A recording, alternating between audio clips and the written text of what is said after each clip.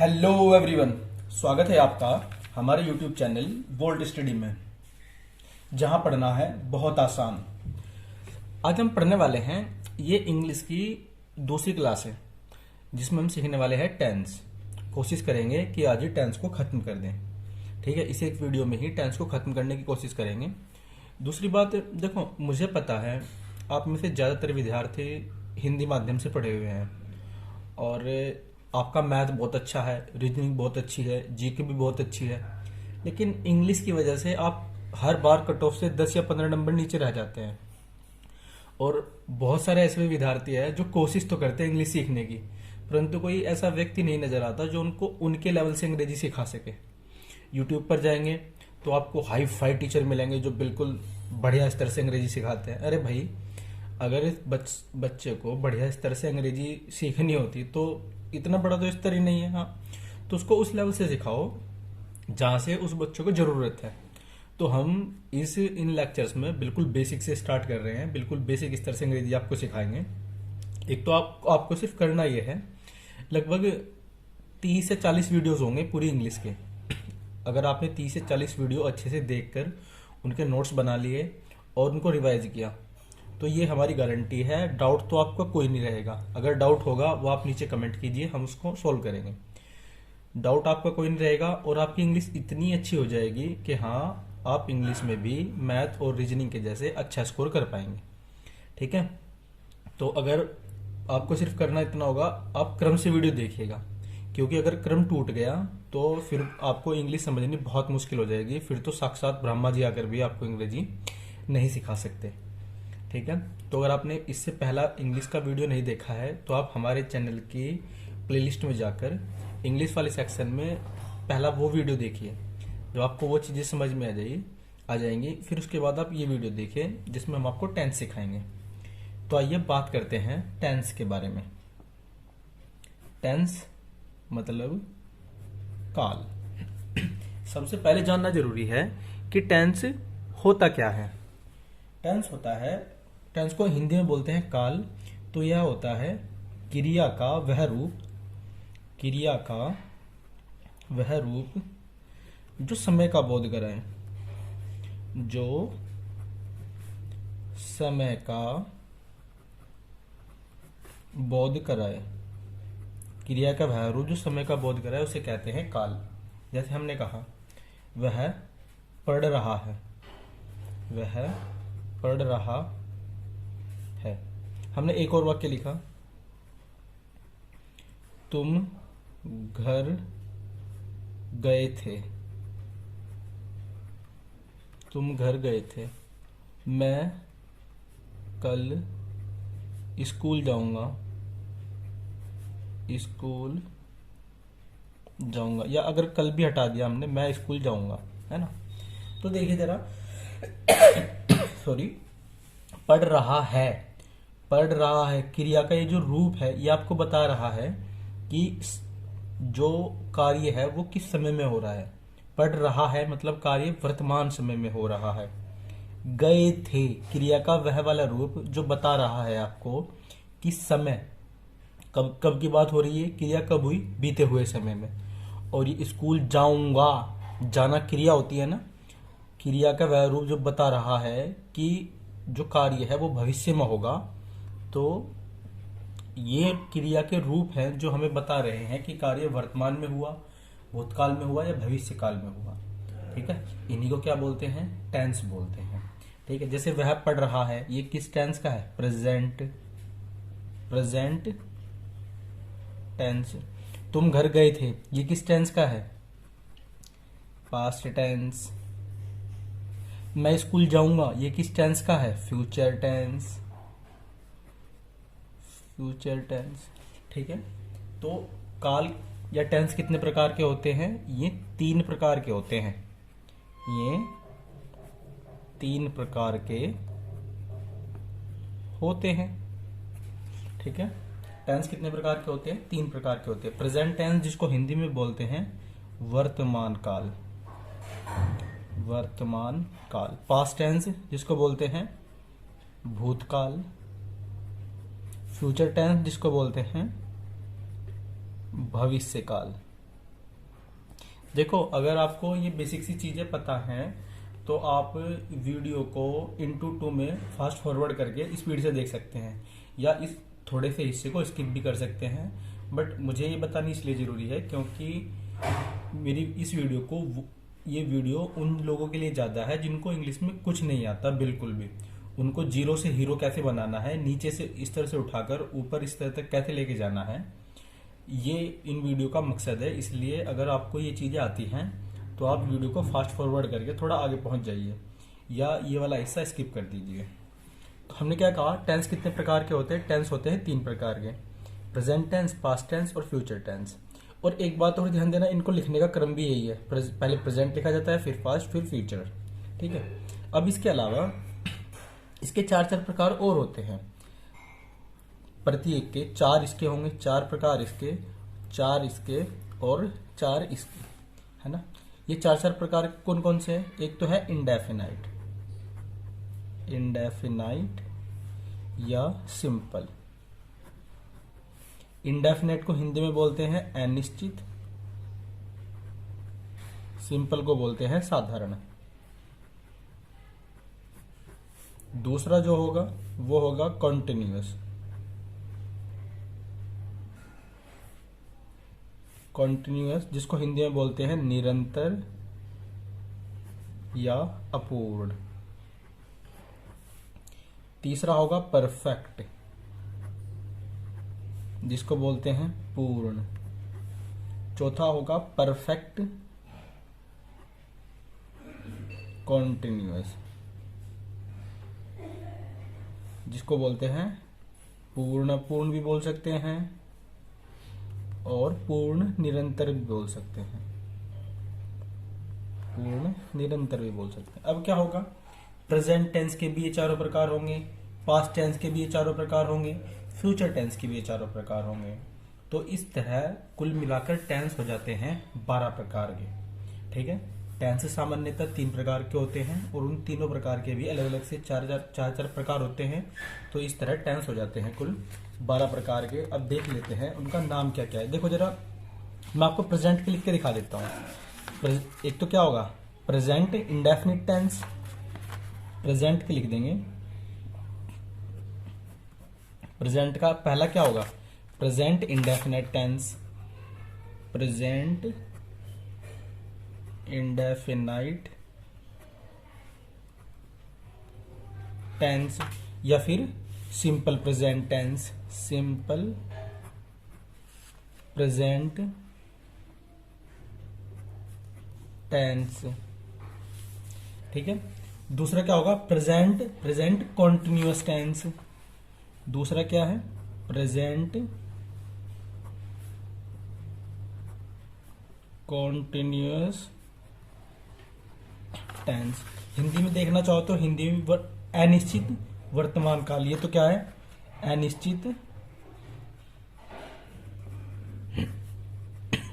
वर्तमान काल। या फिर ये क्या है, साधारण वर्तमान काल, साधारण वर्तमान काल। दूसरा क्या है, प्रेजेंट कॉन्टिन्यूअस टेंस, जिसको क्या बोलेंगे, निरंतर, कॉन्टिन्यूअस को निरंतर वर्तमान काल, निरंतर वर्तमान काल बोल दीजिए, या फिर अपूर्ण वर्तमान काल भी बोल सकते हैं, अपूर्ण वर्तमान काल। चौथा तीसरा क्या होगा, present perfect, present perfect tense. तीसरा है प्रेजेंट परफेक्ट टेंस, मतलब पूर्ण वर्तमान काल। परफेक्ट का मतलब पूर्ण, प्रेजेंट का मतलब वर्तमान और टेंस का मतलब काल। ठीक है। नेक्स्ट क्या होगा, प्रेजेंट परफेक्ट कॉन्टिन्यूअस टेंस। चौथा क्या होगा, प्रेजेंट परफेक्ट कॉन्टिन्यूअस टेंस। तो ये क्या होगा, पूर्ण, परफेक्ट का मतलब पूर्ण, कॉन्टिन्यूअस का मतलब अपूर्ण, पूर्ण अपूर्ण वर्तमान काल वर्तमान काल या फिर पूर्ण कंटिन्यूअस को निरंतर भी लिख सकते हैं, पूर्ण निरंतर वर्तमान काल, वर्तमान काल। ठीक है, तो ये हैं प्रेजेंट के चारों प्रकार। क्या क्या? प्रेजेंट इंडेफिनिट टेंस या फिर सिंपल प्रेजेंट टेंस, ये एक है। Present continuous tense, present perfect tense, present perfect continuous tense. अब पास्ट के अगर लिखने हो मुझे, अगर पास्ट के प्रकार लिखने हो तो प्रेजेंट की जगह पर क्या कर दीजिए, खाली पास्ट कर दीजिए। मतलब पास्ट इंडेफिनिट टेंस या simple past tense, past continuous tense या पास्ट परफेक्ट टेंस और past perfect continuous tense. Hindi में वर्तमान की जगह क्या करना पड़ेगा, भूतकाल करना पड़ेगा, अगर हिंदी में भी याद रखना है तो। ठीक है, एक बात का ध्यान देना, अगर आपको इंग्लिश अच्छे से आती है तो आप हिंदी में भी बहुत सारी चीजें बहुत आसान होंगी आपको समझने में, जिसमें आपको कंफ्यूजन नहीं होगा बिल्कुल भी। तो अगर आपको कोई लैंग्वेज अच्छे से आती है, स्पेशली अगर आपको इंग्लिश आती है अच्छे से, तो हिंदी में आपको बहुत ज्यादा मेहनत करने की जरूरत नहीं पड़ेगी। ठीक है, तीसरा, अगर फ्यूचर लिखना हो, फ्यूचर के प्रकार लिखने हो चारों, तो प्रेजेंट की जगह क्या कर दीजिए, फ्यूचर कर दीजिए, और वर्तमान की जगह क्या कर दीजिए, भविष्य कर दीजिए। ठीक है, तो इस प्रकार मिलाकर प्रेजेंट के 4 प्रकार होंगे, पास्ट के 4 प्रकार होंगे, फ्यूचर के 4 प्रकार होंगे, और टेंस हो जाते हैं टोटल 12। अगर ये 12 टेंस आपको अच्छे से आते हैं तो ही आप एक्टिव पैसिव वॉइस को अच्छे से समझ पाएंगे। अगर ये 12 टेंस आपको अच्छे से आते हैं तो ही आप डायरेक्ट इनडायरेक्ट को अच्छे से समझ पाएंगे। अगर ये 12 टेंस आपको अच्छे से आते हैं तो ही आप ग्रामर या सेंटेंस इंप्रूवमेंट या कुछ भी समझने के लिए आपको टेंस मस्ट है, बिल्कुल इनके बिना काम चलेगा ही नहीं। ठीक है, तो इस वीडियो में हम इन सारे टेंस का कच्चा चिट्ठा खोल देंगे, पूरा पढ़ेंगे, इनका पूरा पोस्टमार्टम कर देंगे। तो हम पढ़ेंगे कैसे, वो जरा ध्यान दो। पहले हम तीनों इंडेफिनाइट पढ़ेंगे क्योंकि वो एक जैसे है। ऐसे नहीं पढ़ेंगे कि पहले प्रेजेंट के सारे पढ़ लिए, फिर पास्ट के, फिर फ्यूचर के। हम क्या करेंगे, पहले तीनों इंडेफिनाइट पढ़ेंगे, फिर तीनों कॉन्टिन्यूअस पढ़ेंगे, फिर तीनों परफेक्ट पढ़ेंगे, फिर तीनों परफेक्ट कॉन्टिन्यूअस पढ़ेंगे, क्योंकि इनमें सिमिलैरिटीज हैं। ठीक है, तो हम शुरू करते हैं प्रेजेंट इंडेफिनिट टेंस से। तो उससे पहले एक और चीज आपके जाननी जरूरी है। मतलब हम लिखेंगे, एक तो मैं बार बार बोलूंगा टेंस, टेंस मतलब काल। जब मैं आपको टेंस पढ़ा रहा हूं तो हम टेंस बोलेंगे। एक बोलेंगे सेंटेंस, क्या बोलूंगा, सेंटेंस। सेंटेंस मतलब वाक्य, है ना। वाक्य क्या होता है, शब्दों का ऐसा समूह जिसका पूर्ण अर्थ हो, वाक्य कहलाता है।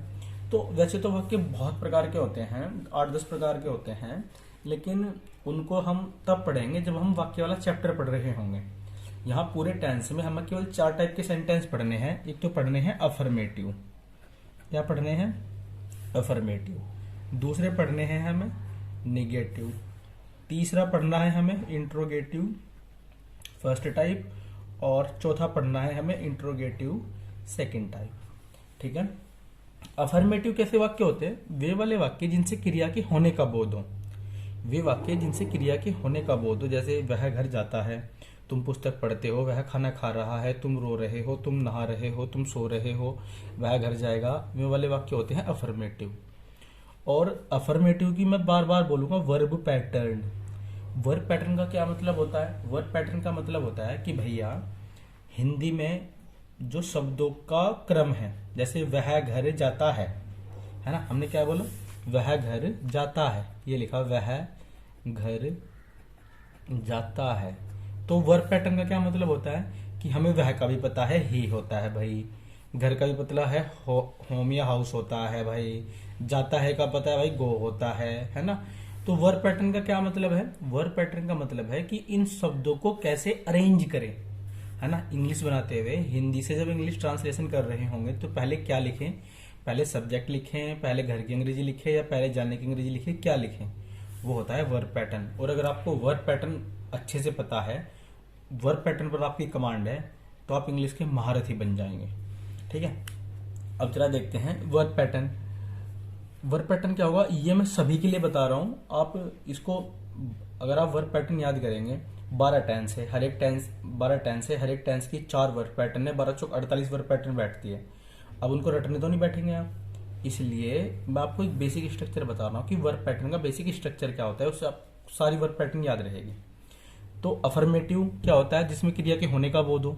इसकी वर्ब पैटर्न क्या होगी, सबसे पहले लिखेंगे आप सब्जेक्ट, सब्जेक्ट लिखेंगे, फिर आप हेल्पिंग वर्ब लिखेंगे, एचवी मतलब हेल्पिंग वर्ब, फिर आप मेन वर्ब लिखेंगे, फिर आप ऑब्जेक्ट लिखेंगे, फिर आप अदर वर्ड लिखेंगे।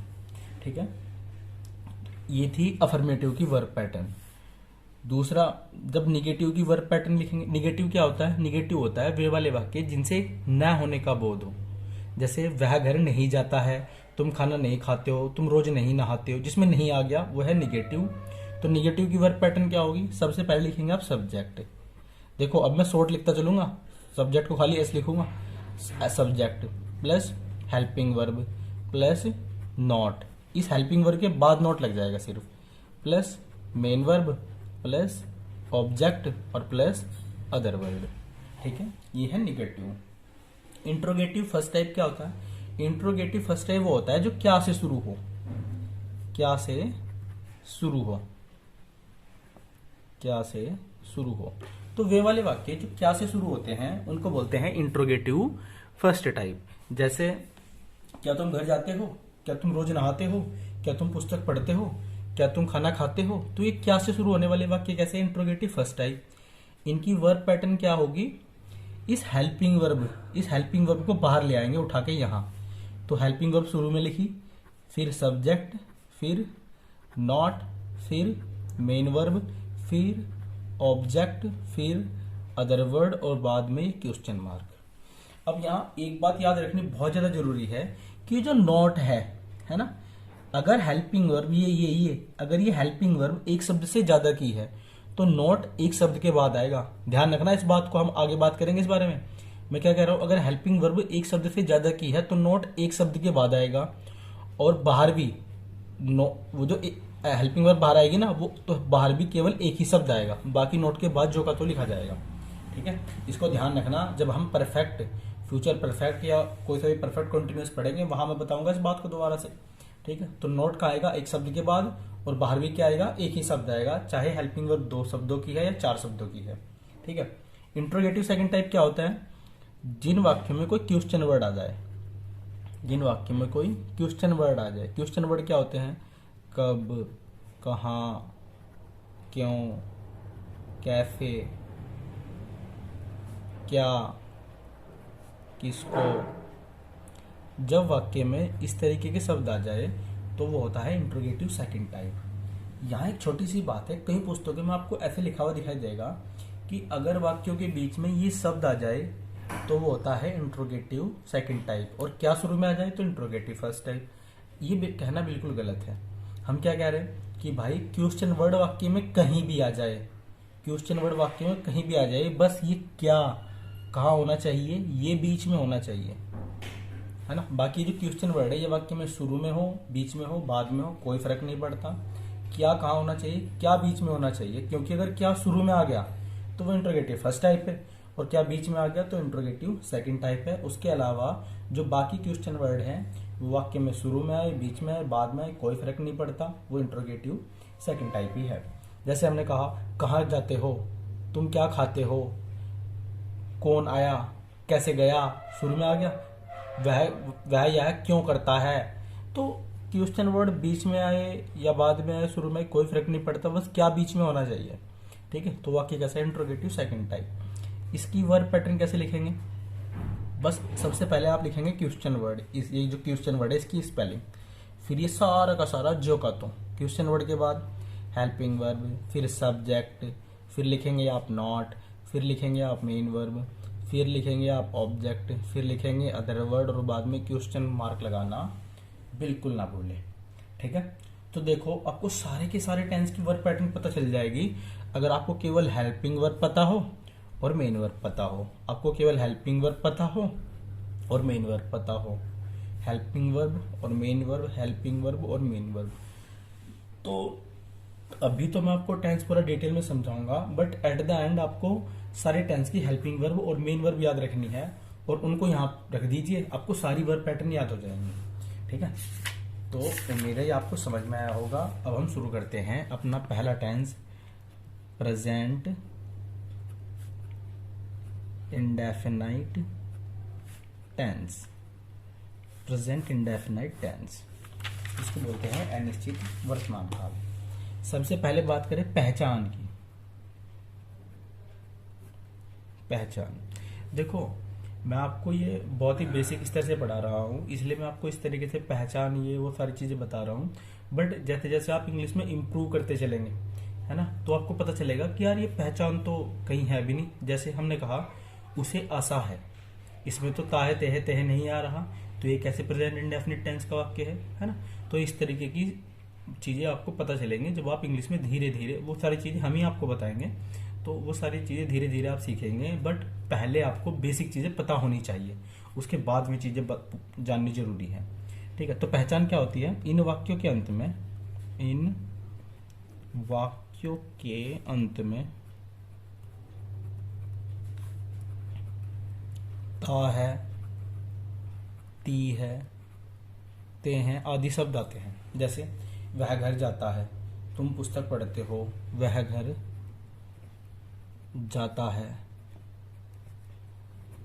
ताहे आ गया ना, वह घर जाता है, तुम पुस्तक पढ़ते हो, वे खाना खाते हैं, वे रोज नहाते हैं, क्या तुम स्कूल जाते हो।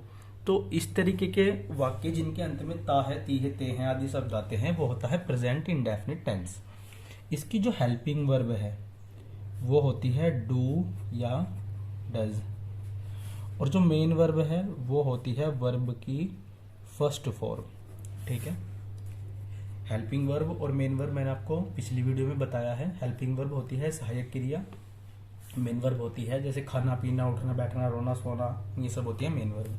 तो अगर सब्जेक्ट सिंगुलर है, सिंगुलर है, सिंगुलर मतलब एक वचन, और तो डज यूज करेंगे। सब्जेक्ट अगर प्लूरल है, प्लूरल है, प्लूरल मतलब बहुवचन, तो डू यूज करेंगे।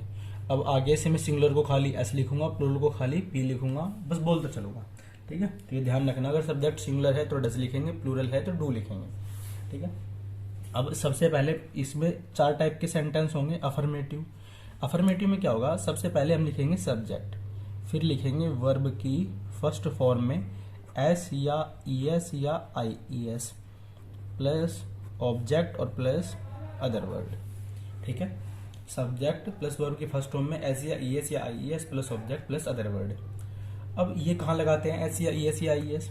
इसके 2 रूल हैं जनरली। पहला, अगर सब्जेक्ट, जो सब्जेक्ट है आपका वो प्लूरल हो तो खाली वर्ब की फर्स्ट फॉर्म यूज करेंगे बस। अगर सब्जेक्ट प्लूरल हुआ तो वर्ब की फर्स्ट फॉर्म यूज करेंगे। दूसरा, अगर सब्जेक्ट सिंगुलर हुआ तो वर्ब की फर्स्ट फॉर्म में हम एस या ई एस या आई ई एस लगाएंगे। ठीक है, अगर सब्जेक्ट प्लूरल हुआ तो खाली वर्ब की फर्स्ट फॉर्म यूज करेंगे, सब्जेक्ट सिंगुलर हुआ तो वर्ब की फर्स्ट फॉर्म में एस या ई एस या आई ई एस लगाएंगे। अब ये भी जानना जरूरी है कि कहाँ एस लगता है, कहाँ ई एस लगता है, कहाँ आई ई एस लगता है। अगर इसके 4 रूल है। पहला, अगर वर्ब के अंत में, अगर वर्ब के अंत में S, double S, S H, C H, O, X या जेड हो, ये आए तो ई एस लगाएंगे। ठीक है, जैसे हमने कहा टीच, टी ई ए सी एच, सी एच आ गया ना, तो क्या लगाएंगे इसमें? ई एस, टी ई ए सी एच ई एस। दूसरा, अगर वर्ब के अंत में इनके अलावा कुछ और हो, इनके अलावा कुछ और हो तो खाली क्या लगा देंगे? एस। जैसे हमने कहा run, R U N, run, है ना। रन कहा हमने, रन कहा तो S, double S, S S, C H, O X, Z, इनमें से तो कुछ नहीं है ना, तो क्या कर देंगे? खाली एस लगा देंगे, आर यू एन एस। तीसरा और चौथा रूल है वाई से रिलेटेड। अगर वर्ब के अंत में कॉन्सोनेंट, कॉन्सोनेंट प्लस वाई हो तो वाई को तो हटा देंगे और वाई को हटा के आई ई एस लगा देंगे। जैसे हमने कहा ट्राई, टी आर वाई। देखो वोविल कितने होते हैं? वोविल होते हैं 5। इंग्लिश अल्फाबेट में 5 वोविल होते हैं, ए, ई, आई, ओ, यू, और बाकी कितने बचे? 21 वो होते हैं कॉन्सोनेंट, कॉन्सोनेंट। कॉन्सोनेंट, ठीक है, कॉन्सोनेंट। जैसे हमने कहा ट्राई, तो आर क्या है, कॉन्सोनेंट प्लस वाई आ गया, तो क्या कर देंगे, वाई को हटा देंगे, TRIES लगा देंगे, ठीक है।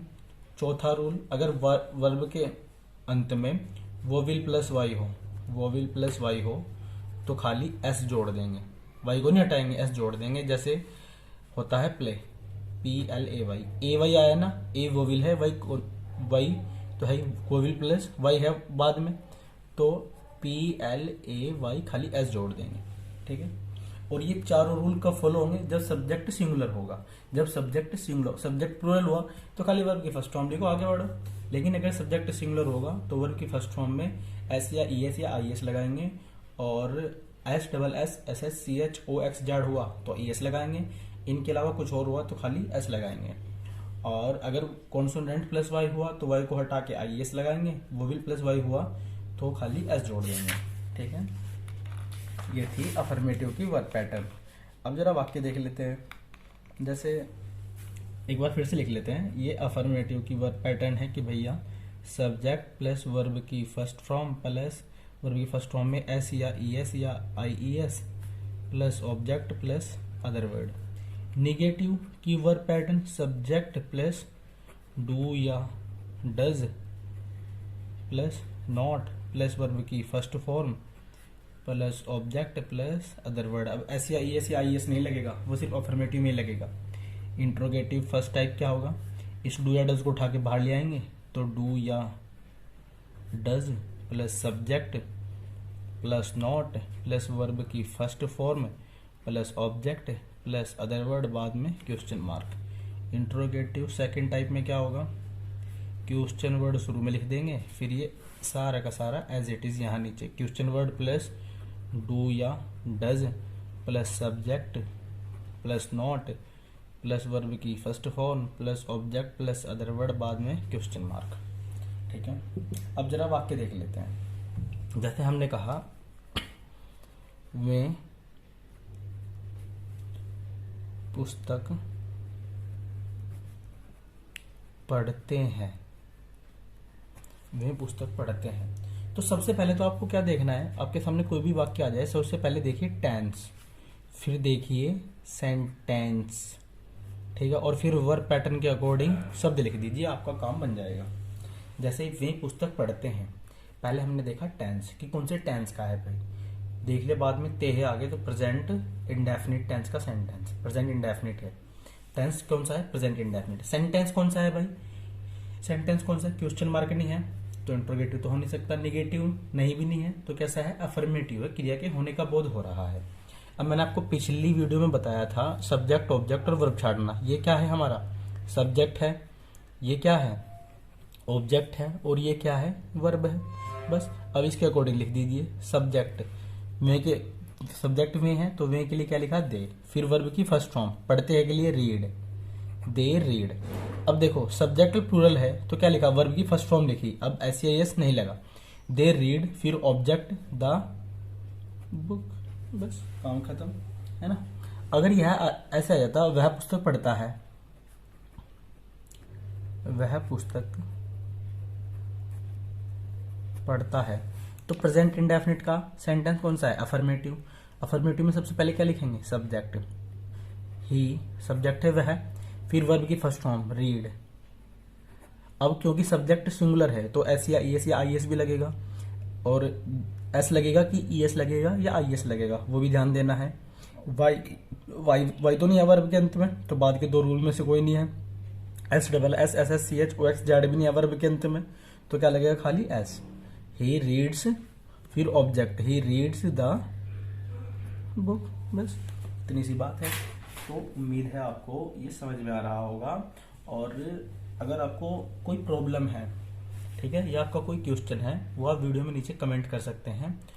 और हम आपके लिए इतनी मेहनत कर रहे हैं तो आप भी वीडियो को उसको शेयर कीजिए, अपने दोस्तों को सब्सक्राइब करने को बोलिए, तो वीडियो को शेयर कीजिए, इतना बस हमारे लिए काफ़ी है। मैं आपसे सिर्फ इतना ही चाहता हूँ, ठीक है।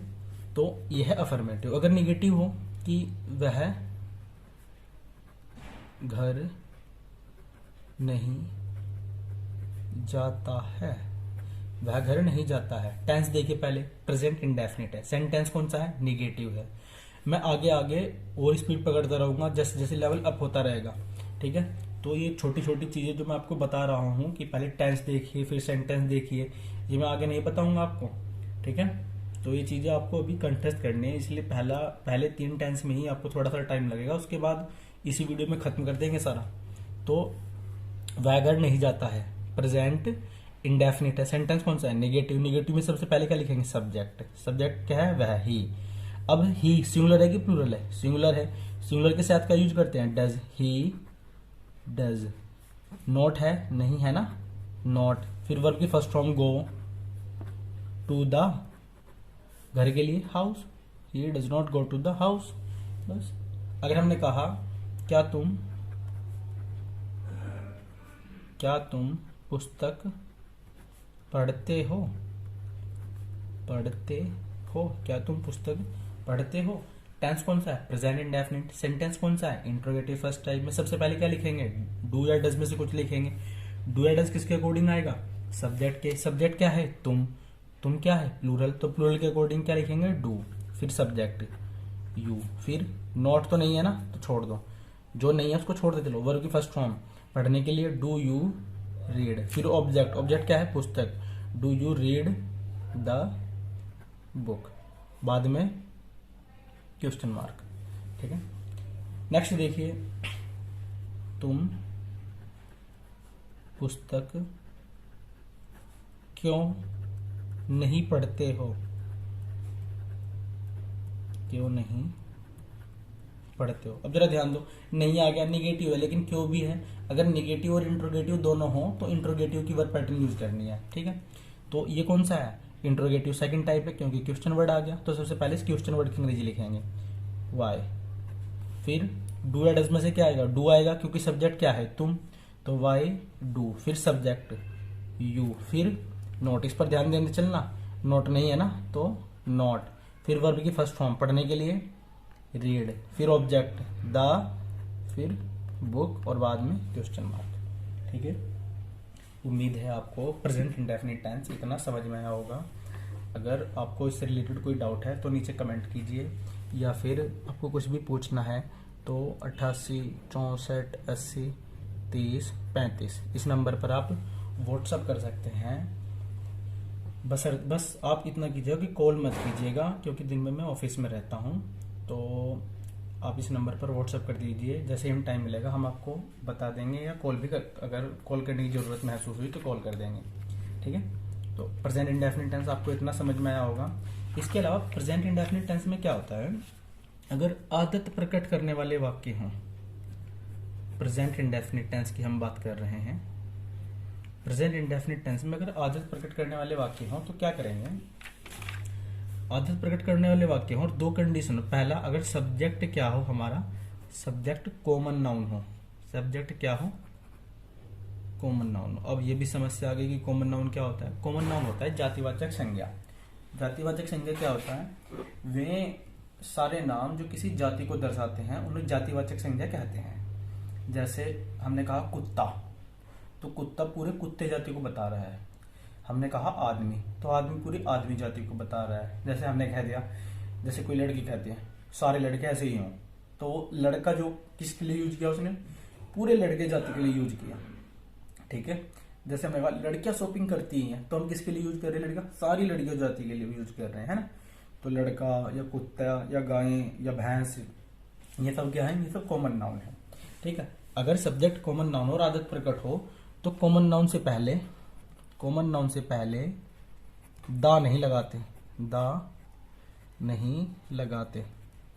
अभी बता रहे हैं इसका मतलब क्या है। इसका मतलब है कि अगर जैसे हमने कहा कुत्ते भौंकते हैं, प्रेजेंट इंडेफिनिट का अफर्मेटिव है। सबसे पहले क्या लिखेंगे? सब्जेक्ट द डॉग्स, क्योंकि प्लूरल है तो खाली bark, the dogs bark. But हमने लिखा कुत्ते भौंका करते हैं, कुत्ते भौंका करते हैं। तो अब क्या आ जाएगा? कुत्ते भौंका करते हैं, ये क्या होगी, आदत प्रकट होगी। सब्जेक्ट क्या है, कॉमन नाउन है, तो इससे पहले दा नहीं लगाएंगे, हम क्या लिख देंगे, डॉग्स बार्क। ठीक है, तो उम्मीद है आपको ये समझ में आया होगा। दोनों ही वाक्य ठीक हैं, बस अंतर क्या है, इसमें ये साधारण वाक्य है, इसमें आदत प्रकट हो रही है। तो अगर सब्जेक्ट कॉमन नाउन हो प्रेजेंट इंडेफिनिट टेंस में, प्रेजेंट इंडेफिनिट टेंस में सब्जेक्ट कॉमन नाउन हो तो उससे पहले दा नहीं लगाते अगर आदत प्रकट हो रही हो। अब जरूरी थोड़ी है कि सब्जेक्ट कॉमन नाउन ही होगा, कोई प्रोनाउन या किसी का नाम भी हो सकता है। अगर सब्जेक्ट कुछ और हो, है ना, तो वर्ब पैटर्न क्या होगी, तो लिखेंगे हम सब्जेक्ट लिखेंगे, फिर लिखेंगे is are am plus accustomed to plus verb की फर्स्ट फॉर्म प्लस ऑब्जेक्ट और प्लस अदर वर्ड। जैसे हमने कहा वह पुस्तक पढ़ता है, वह पुस्तक पढ़ता है, प्रेजेंट इंडेफिनिट का अफर्मेटिव, अफर्मेटिव की वर्ब पैटर्न के अकॉर्डिंग बना दो, ही रीड, ऐसे आई एस लगेगा तो ही रीड्स द बुक, बाद में फुल स्टॉप। लेकिन यही वाक्य आदत प्रकट करने के परिप्रेक्ष्य में हो, वह पुस्तक पढ़ा करता है ना, तो क्या हो गया, आदत प्रकट हो गई, और सब्जेक्ट हमारा कॉमन नाउन भी नहीं है, तो कि उन किस वर्ब पैटर्न से बनाएंगे, इस वर्ब पैटर्न से बना दो। वह के लिए क्या लिखेंगे हम, ही। इज किसके लिए आएगा, सिंगुलर के साथ इज, प्लूरल के साथ आर और आई के साथ एम, तो he is accustomed, ACCUSTO accustomed to. फिर पढ़ने के लिए वर्ब की first form, he is accustomed to read the book. Accustomed का मतलब होता है अभ्यस्त होना, अभ्यस्त होना, वह पुस्तक पढ़ने का अभ्यस्त है ना। तो he is accustomed to read the book, यह है जब सब्जेक्ट कॉमन नाउन के अलावा कुछ और हो और प्रेजेंट इंडेफिनिट में आदत प्रकट हो। ठीक है, तो इस तरह व्यक्त की जाती है प्रेजेंट इंडेफिनिट टेंस की आदत। और एक बात और ध्यान रखना, मतलब अगर आप नोटबुक लेकर बैठना, मैं बिल्कुल नहीं चाहता मैं ऐसा टीचर हो सकता हूँ जो आपको ये बात कई बार बोल देता है कि मेरी ये वीडियो सिर्फ इतनी देखना। अगर आप नोटबुक लेकर आप साथ बैठिए और जो मैं आपको बताता चल रहा हूँ उनको नोट करते चलिए। मैं बिल्कुल नहीं चाहता कि आप मेरी वीडियो को बार बार देखें, आप एक वीडियो को सिर्फ एक बार देखें बट उसके नोट्स बना लें। और नोट्स क्योंकि आप खुद के बनाए गए होंगे तो आपको उनको रिपीट करने में ज़्यादा से ज़्यादा 5-7 मिनट लगेंगे, वीडियो देखने में आपको 2 घंटे लग जाएंगे। ठीक है, तो आप नोट्स बनाइए और फिर उनको रिपीट कीजिए। ठीक है, जब भी आपको लगे कि हाँ अभी आपको इसको रिपीट करने की ज़रूरत है तो आप नोट्स उठाकर नोट्स को रिपीट कीजिए, आपको बहुत ईजी हो जाएगा चीज़ें। ठीक है, बार बार वीडियो पर मत आइए। ठीक है, एक वीडियो को केवल एक बार देखिए। अब ये तो थी आदत वाली बात। अब दूसरी एक और बात यहाँ आती है, अगर हमारा जो क्वेश्चन वर्ड है वो सब्जेक्ट की जगह आ जाए, सब्जेक्ट की जगह आ जाए तो थोड़ी सी प्रॉब्लम होती है। प्रेजेंट इंडेफिनिट टेंस पर, पास्ट इंडेफिनिट टेंस में क्या हो कि अगर क्वेश्चन वर्ड सब्जेक्ट की जगह पर आ जाए तो जरा ध्यान दीजिए क्या क्या कहने की कोशिश कर रहे हैं। हमने कहा तुम्हें कौन पढ़ाता है, कौन पढ़ाता है। मैंने ये वाक्य लिखा, एक वाक्य लिखा तुम्हें कौन नहीं पढ़ाता है। हमने लिखा तुम्हें कौन अच्छा लगता है, तुम्हें कौन अच्छा नहीं लगता है। ये वाक्य है, तुम्हें कौन पढ़ाता है, तुम्हें कौन नहीं पढ़ाता है, तुम्हें कौन अच्छा लगता है, तुम्हें कौन अच्छा नहीं लगता है। तो अगर क्वेश्चन वर्ड सब्जेक्ट की जगह पर आ जाए, यहाँ ध्यान दो, यहाँ सब्जेक्ट क्या है, तुम्हें कौन अच्छा कौन पढ़ाता है, जो कार्य कर रहा होगा वही तो सब्जेक्ट होता है। तुम्हें पढ़ाया ना, तो ये तो ऑब्जेक्ट है भैया। सब्जेक्ट की जगह पर क्या आ गया, क्वेश्चन वर्ड आ गया। सब्जेक्ट की जगह पर क्या आ गया, क्वेश्चन वर्ड आ गया। है ना, ये क्या है, क्वेश्चन वर्ड है जो किसकी जगह पर आया, सब्जेक्ट की जगह पर। ठीक है, इसमें देखिए तुम्हें कौन नहीं पढ़ाता है वही पूछा जा रहा है। ये जो क्वेश्चन वर्ड है ये किसकी जगह आ गया, सब्जेक्ट की जगह पर आ गया। उसमें देखिए तुम्हें कौन अच्छा लगता है, अच्छा लगने का जो कार्य है वो किसके द्वारा हो रहा है, वो तो तुम्हें द्वारा हो रहा है ना, तो ये क्या है, सब्जेक्ट है। और ये क्वेश्चन वर्ड किसकी जगह पर है, ऑब्जेक्ट की जगह पर है। इसमें भी ये तो सब्जेक्ट है और ये है क्वेश्चन वर्ड जो ऑब्जेक्ट की जगह पर है। तो इसका मतलब क्या है, इसका मतलब ये है कि अगर सब्जेक्ट की जगह पर क्वेश्चन वर्ड आ जाए तो हम इस क्वेश्चन वर्ड को ही क्या मान लेते हैं, सब्जेक्ट मान लेते हैं, और वाक्य अफर्मेटिव सेंस के अकॉर्डिंग बनाते हैं, क्योंकि क्वेश्चन वर्ड क्या बन गया है, सब्जेक्ट बन गया है। अगर मैं इसको छुपा दूं तो ये खाली अफर्मेटिव सेंटेंस है, इसलिए क्वेश्चन वर्ड जब सब्जेक्ट की जगह पर आ जाए तो अफर्मेटिव यूज करेंगे, या अगर नहीं हुआ वाक्य में तो निगेटिव यूज करेंगे। और अगर क्वेश्चन वर्ड ऑब्जेक्ट की जगह पर आ जाए, मतलब सब्जेक्ट तो है हमारे पास अलग से, क्योंकि सब्जेक्ट सबसे ज्यादा जरूरी है वाक्य बनाने के लिए, तो अब ये इंट्रोगेटिव सेकंड टाइप से बनेगा, और ये भी इंट्रोगेटिव सेकंड टाइप से ही बनेगा।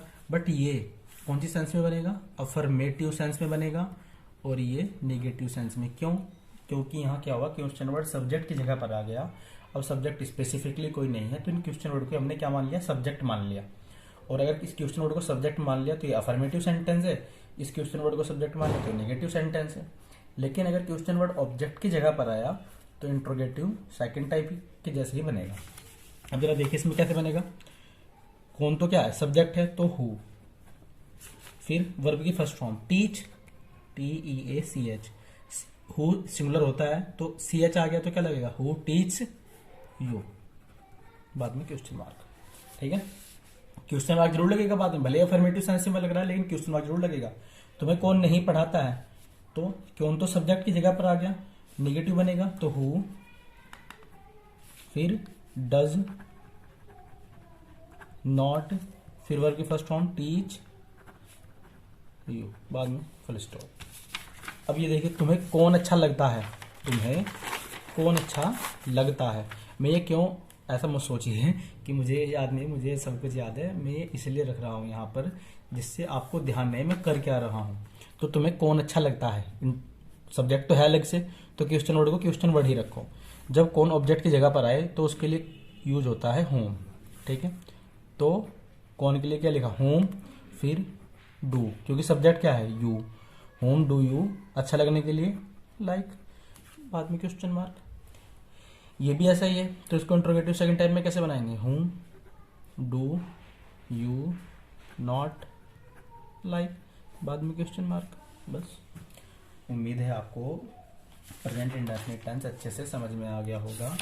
ये खत्म होता है प्रेजेंट इंडेफिनिट टेंस, और नेक्स्ट हम देखते हैं past indefinite tense, past indefinite tense. ठीक है, सबसे पहले बात करें यदि पहचान की, पहचान इन वाक्यों के अंत में था, थी, थे, या, ई, ए आदि शब्द आते हैं। ठीक है, इसकी जो हेल्पिंग वर्ब है वो है डिड। मेन वर्ब जो है वो है वर्ब की सेकंड फॉर्म या वर्ब की फर्स्ट फॉर्म।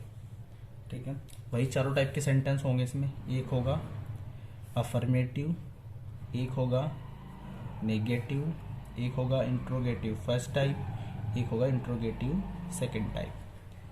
सब्जेक्ट चाहे सिंगुलर हो या प्लूरल हो सभी के साथ में डिड यूज करेंगे। अफर्मेटिव में क्या यूज होगा, सब्जेक्ट प्लस वर्ब की सेकंड फॉर्म प्लस ऑब्जेक्ट और प्लस अदर वर्ड। नेगेटिव में subject plus did plus not plus verb की first form plus object plus other word. Interrogative first type में वो जो सबसे शुरू में बताया था उसके अकॉर्डिंग लिख रहा हूं, तो डिड को उठा के बाहर लिख दो, did plus subject plus not plus verb की first form plus object plus other word, बाद में question mark. Interrogative second type में क्वेश्चन वर्ड शुरू में लिखा, फिर ये सारा का सारा जो का तो question word plus did plus subject plus not plus verb की first form plus object plus other word, और बाद में क्वेश्चन मार्क। जैसे हमने कहा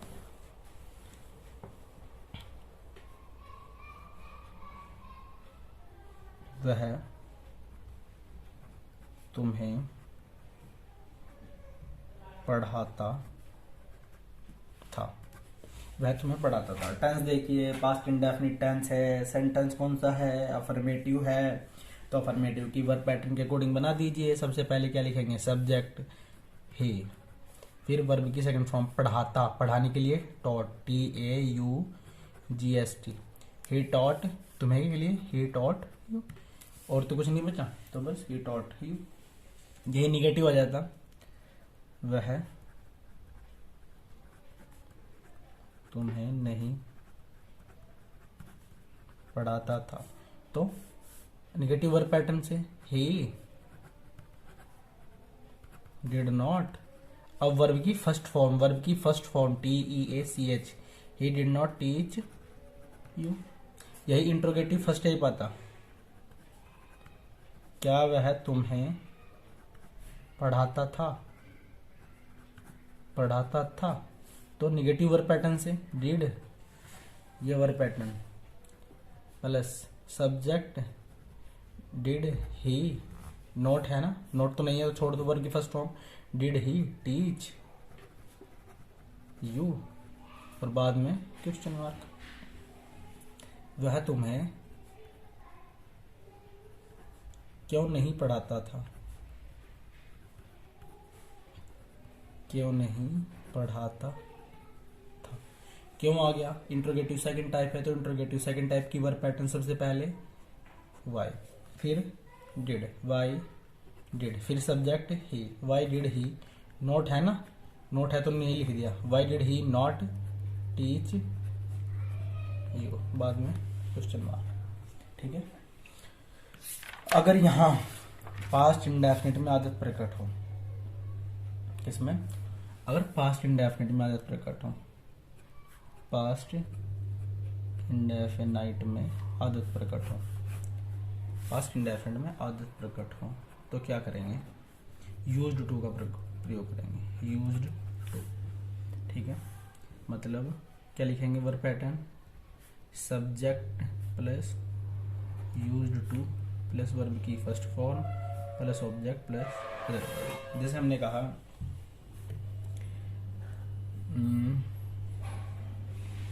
वह तुम्हें पढ़ाया करता था, पढ़ाया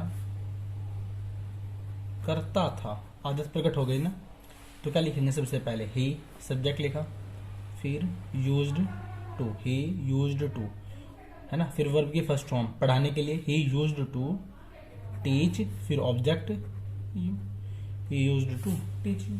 ठीक है।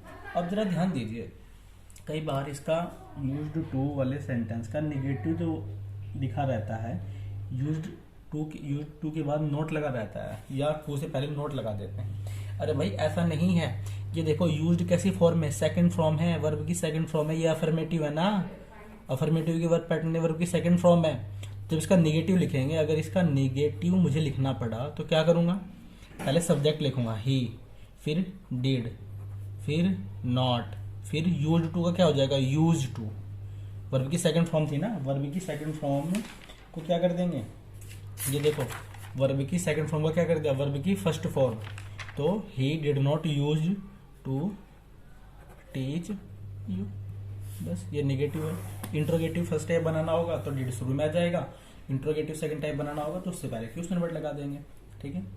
बाकी कौन वाले वाक्यों का यहां भी वही प्रॉब्लम होगी कि भैया अगर जो क्वेश्चन वर्ड है वो सब्जेक्ट की जगह पर आ जाए, जैसे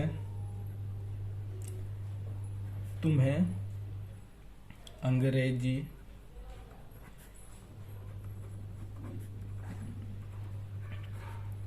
कौन पढ़ाता था, या तुम्हें अंग्रेजी कौन नहीं पढ़ाता था। ठीक है। या तुम्हें कौन अच्छा लगता था, तुम्हें कौन अच्छा लगता था, तुम्हें कौन अच्छा नहीं लगता था। ठीक है, तो यहाँ कौन कहाँ गया, यहाँ ये जो क्वेश्चन वर्ड है ये किसकी जगह आ गया, सब्जेक्ट की जगह पर। यहाँ भी जो क्वेश्चन वर्ड है वो किसकी जगह पर आ गया, सब्जेक्ट की जगह पर। तो इसको बनाएंगे अफर्मेटिव सेंस में, इसको बनाएंगे नेगेटिव सेंस में। यहाँ तो क्वेश्चन वर्ड, ये क्वेश्चन वर्ड किसकी जगह पर है, ऑब्जेक्ट की जगह पर है। सब्जेक्ट भी है हमारे पास अलग से, सेम यही ऐसा है ना। तो इसको कैसे बनाएंगे, इंट्रोगेटिव सेकंड टाइप, है ना। क्यों बना रहे हैं ये रीजन भी मैं आपको बताता हुए चल रहा हूँ। ठीक है, तो फिर भी अगर आपको कोई डाउट हो वो नीचे आप कमेंट करके पूछ सकते हैं। ठीक है, तो इसको कैसे बनाएंगे, अफर्मेटिव सेंस में। अफर्मेटिव सेंस में सब्जेक्ट प्लस वर्ब की second form plus object plus other word, तो हु। देखो यहाँ दो ऑब्जेक्ट है, मैंने पिछली वीडियो में आपको बताया था, एक ये भी ऑब्जेक्ट है और ये भी ऑब्जेक्ट है। ये सजीव है, ये निर्जीव है। तो सबसे पहले कौन से ऑब्जेक्ट की अंग्रेजी लिखेंगे, सजीव की। तो who taught, TAUGST, who taught. फिर you English, who taught you English, बाद में क्वेश्चन मार्क। ठीक है, कौन सब्जेक्ट की जगह पर आ गया, तो नहीं भी है तो निगेटिव वर्ब पैटर्न से। तो who did not teach you English, बाद में क्वेश्चन मार्क। यहाँ क्वेश्चन वर्ड ऑब्जेक्ट की जगह पर आ गया तो इंट्रोगेटिव सेकंड टाइप से बनाएंगे। कौन का जब ऑब्जेक्टिव केस क्या होता है, हुम, तो हुम did you like, home did you like, बस। ठीक है, ये आप नीचे कमेंट करके मुझे बताइए कि तुम्हें कौन अच्छा नहीं लगता है। इसको इंट्रोगेटिव सेकंड टाइप से बनाएंगे, नहीं वाली नहीं भी है इसमें, है ना, उसको ध्यान रखना। तो इंट्रोगेटिव सेकंड टाइप से बना के दिखाओ, ये नीचे कमेंट कर दीजिए। ठीक है, ये होता है पास्ट इंडेफिनिट खत्म। अब एक बात थोड़ा ध्यान, थोड़ा सा मैं उसको भूल गया, एक मैंने कहा था simple present tense. Present indefinite tense को सिंपल प्रेजेंट टेंस भी बोलते हैं, सिंपल प्रेजेंट टेंस भी बोलते हैं। ये क्या हुआ, ये ऐसा नहीं है कि सिंपल प्रेजेंट टेंस ही प्रेजेंट इंडेफिनिट टेंस है। क्या हुआ, इन दोनों को मिक्स करके लिख दिया गया है। सिंपल प्रेजेंट टेंस कौन सा होता है, जब मेन वर्ब नहीं होती, मेन वर्ब नहीं होती, क्या होता है, केवल कॉम्प्लीमेंट होता है, कॉम्प्लीमेंट होता है। जैसे हमने कहा कि वह एक लड़का है, वह एक लड़का है। ठीक है, इसमें क्या यूज होता है, इसमें इज आर एम यूज होता है। सिंगुलर है तो इज, प्लूरल है तो आर, और आई है तो एम। वह एक लड़का है, यहाँ खाना पीना उठना बैठना रोना सोना इस तरीके की मेन वर्ब नहीं है, बस सब्जेक्ट और ये लड़का क्या है, कंप्लीमेंट है वह के लिए। तो उसको क्या लिखेंगे, ही इज ए बॉय। ठीक है, ही इज ए बॉय, बस। वर्ब पैटर्न भी देखनी है तो सबसे पहले सब्जेक्ट लिखा, फिर लिंकिंग वर्ब लिखी, फिर कंप्लीमेंट लिखा। यहाँ ये जो इज आर एम है, इनको आप हेल्पिंग वर्ब मत बोलिएगा, ये क्या है, ये लिंकिंग वर्ब है यहाँ जो जोड़ने का कार्य कर रही है। अगर ये निगेटिव हो जाता, वह एक लड़का नहीं है, तो he is not a boy. अगर ये इंट्रोगेटिव फर्स्ट टाइप होता तो ये इज बाहर आ जाता, तो is he not a boy, बाद में question mark. Interrogative second type भी ऐसे ही। ठीक है, ऐसे ही past simple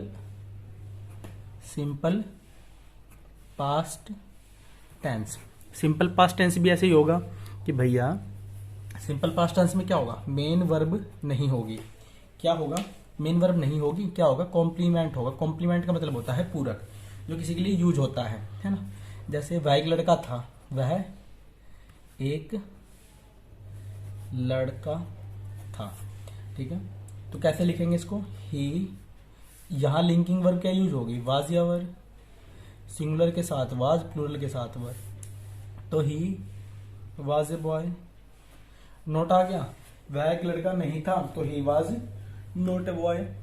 interrogative first type आ गया तो हेल्पिंग वर्ब लिंकिंग वर्ब को बाहर ले लो। इंट्रोगेटिव सेकंड टाइप आ गया तो क्वेश्चन वर्ड को शुरू में टेक दो, बस इतनी सी बात है। तो आगे से कभी मत बोलना कि प्रेजेंट इंडेफिनिट टेंस है सिंपल प्रेजेंट टेंस है। सिंपल प्रेजेंट टेंस और प्रेजेंट इंडेफिनिट टेंस को दोनों को एक साथ रखा गया है। बस सिंपल प्रेजेंट टेंस क्या है, जिसमें मेन वर्ब नहीं होती, कंप्लीमेंट होता है। ठीक है, इसको आप प्रेजेंट इंडेफिनिट टेंस का सेंटेंस नहीं बोल सकते, सिंपल प्रेजेंट टेंस का सेंटेंस है। ठीक है, क्योंकि यहाँ मेन वर्ब नहीं है, यहाँ कंप्लीमेंट है। बस इनको एक साथ रख दिया गया है। नेक्स्ट देखते हैं future indefinite tense. Future indefinite tense, सबसे पहले पहचान की बात कर लेते हैं कि भैया पहचान क्या होगी। इन वाक्यों के अंत में गा, गी, गे इस तरीके के शब्द आते हैं। इनकी जो हेल्पिंग वर्ब है वो है विल या शैल। मेन वर्ब जो है वो है वर्ब की फर्स्ट फॉर्म। ठीक है, अगर आई और वी है, सब्जेक्ट आई और वी है तो शैल यूज करेंगे, अन्य कुछ भी है तो विल यूज करेंगे। वही चारों वर्ब पैटर्न होगी इसकी। एक तो हो गया affirmative, negative, interrogative first type और इंट्रोगेटिव सेकेंड टाइप। अब आपको वर्ब पैटर्न लिखने में बिल्कुल प्रॉब्लम नहीं होगी। प्रॉब्लम पिछले वाले वाक्यों में सिर्फ इतनी है कि अफर्मेटिव प्रेजेंट इंडेफिनिट और पास्ट इंडेफिनिट की थोड़ी सी भिन्न है, वरना अब सारी affirmative, negative, interrogative first type second type वो जो मैंने शुरू में आपको बताया था, ठीक है, बेसिक, उससे आप आसानी से लिख सकते हैं। अफर्मेटिव में सबसे पहले क्या लिखेंगे? सब्जेक्ट, फिर हेल्पिंग वर्ब वो क्या है? विल या शैल, फिर मेन वर्ब वो क्या है? वर्ब की फर्स्ट फॉर्म, फिर ऑब्जेक्ट, फिर अदर वर्ड। जब निगेटिव आ जाएगा तो हेल्पिंग वर्ब के बाद नोट लग जाएगा, सब्जेक्ट प्लस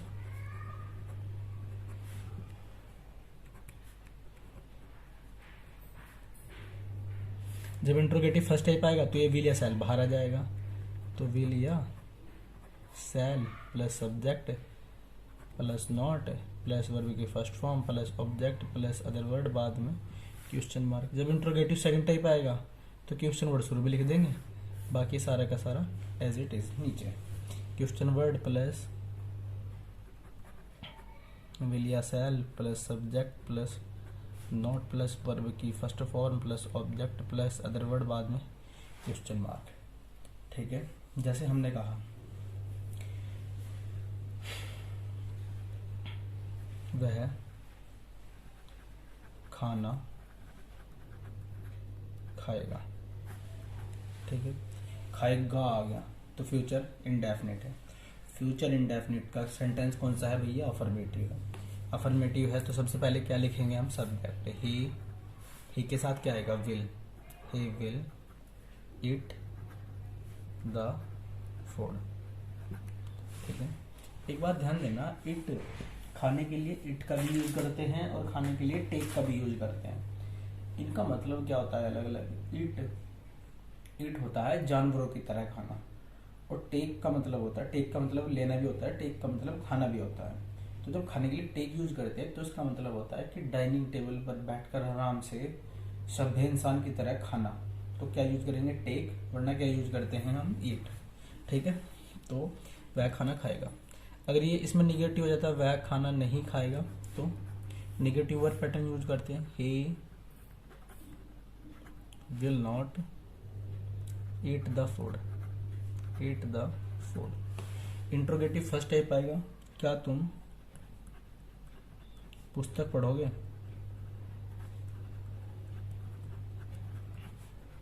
क्या तुम पुस्तक पढ़ोगे? तो इंट्रोगेटिव फर्स्ट टाइप सबसे पहले क्या लिखेंगे? विल, क्योंकि सब्जेक्ट क्या है? तुम है। विल यू रीड द, इसके according will you read the book, बाद में क्वेश्चन मार्क। क्या हम पुस्तक क्यों नहीं पढ़ेंगे? हम पुस्तक क्यों नहीं पढ़ेंगे? इंट्रोगेटिव सेकंड टाइप है फ्यूचर इंडेफिनिट का। इंट्रोगेटिव सेकंड टाइप है तो सबसे पहले क्या लिखेंगे? क्वेश्चन वर्ड मतलब वाई। फिर विल या शैल में से हम क्या लिखेंगे? शैल। शैल क्यों लिखा? क्योंकि सब्जेक्ट क्या है?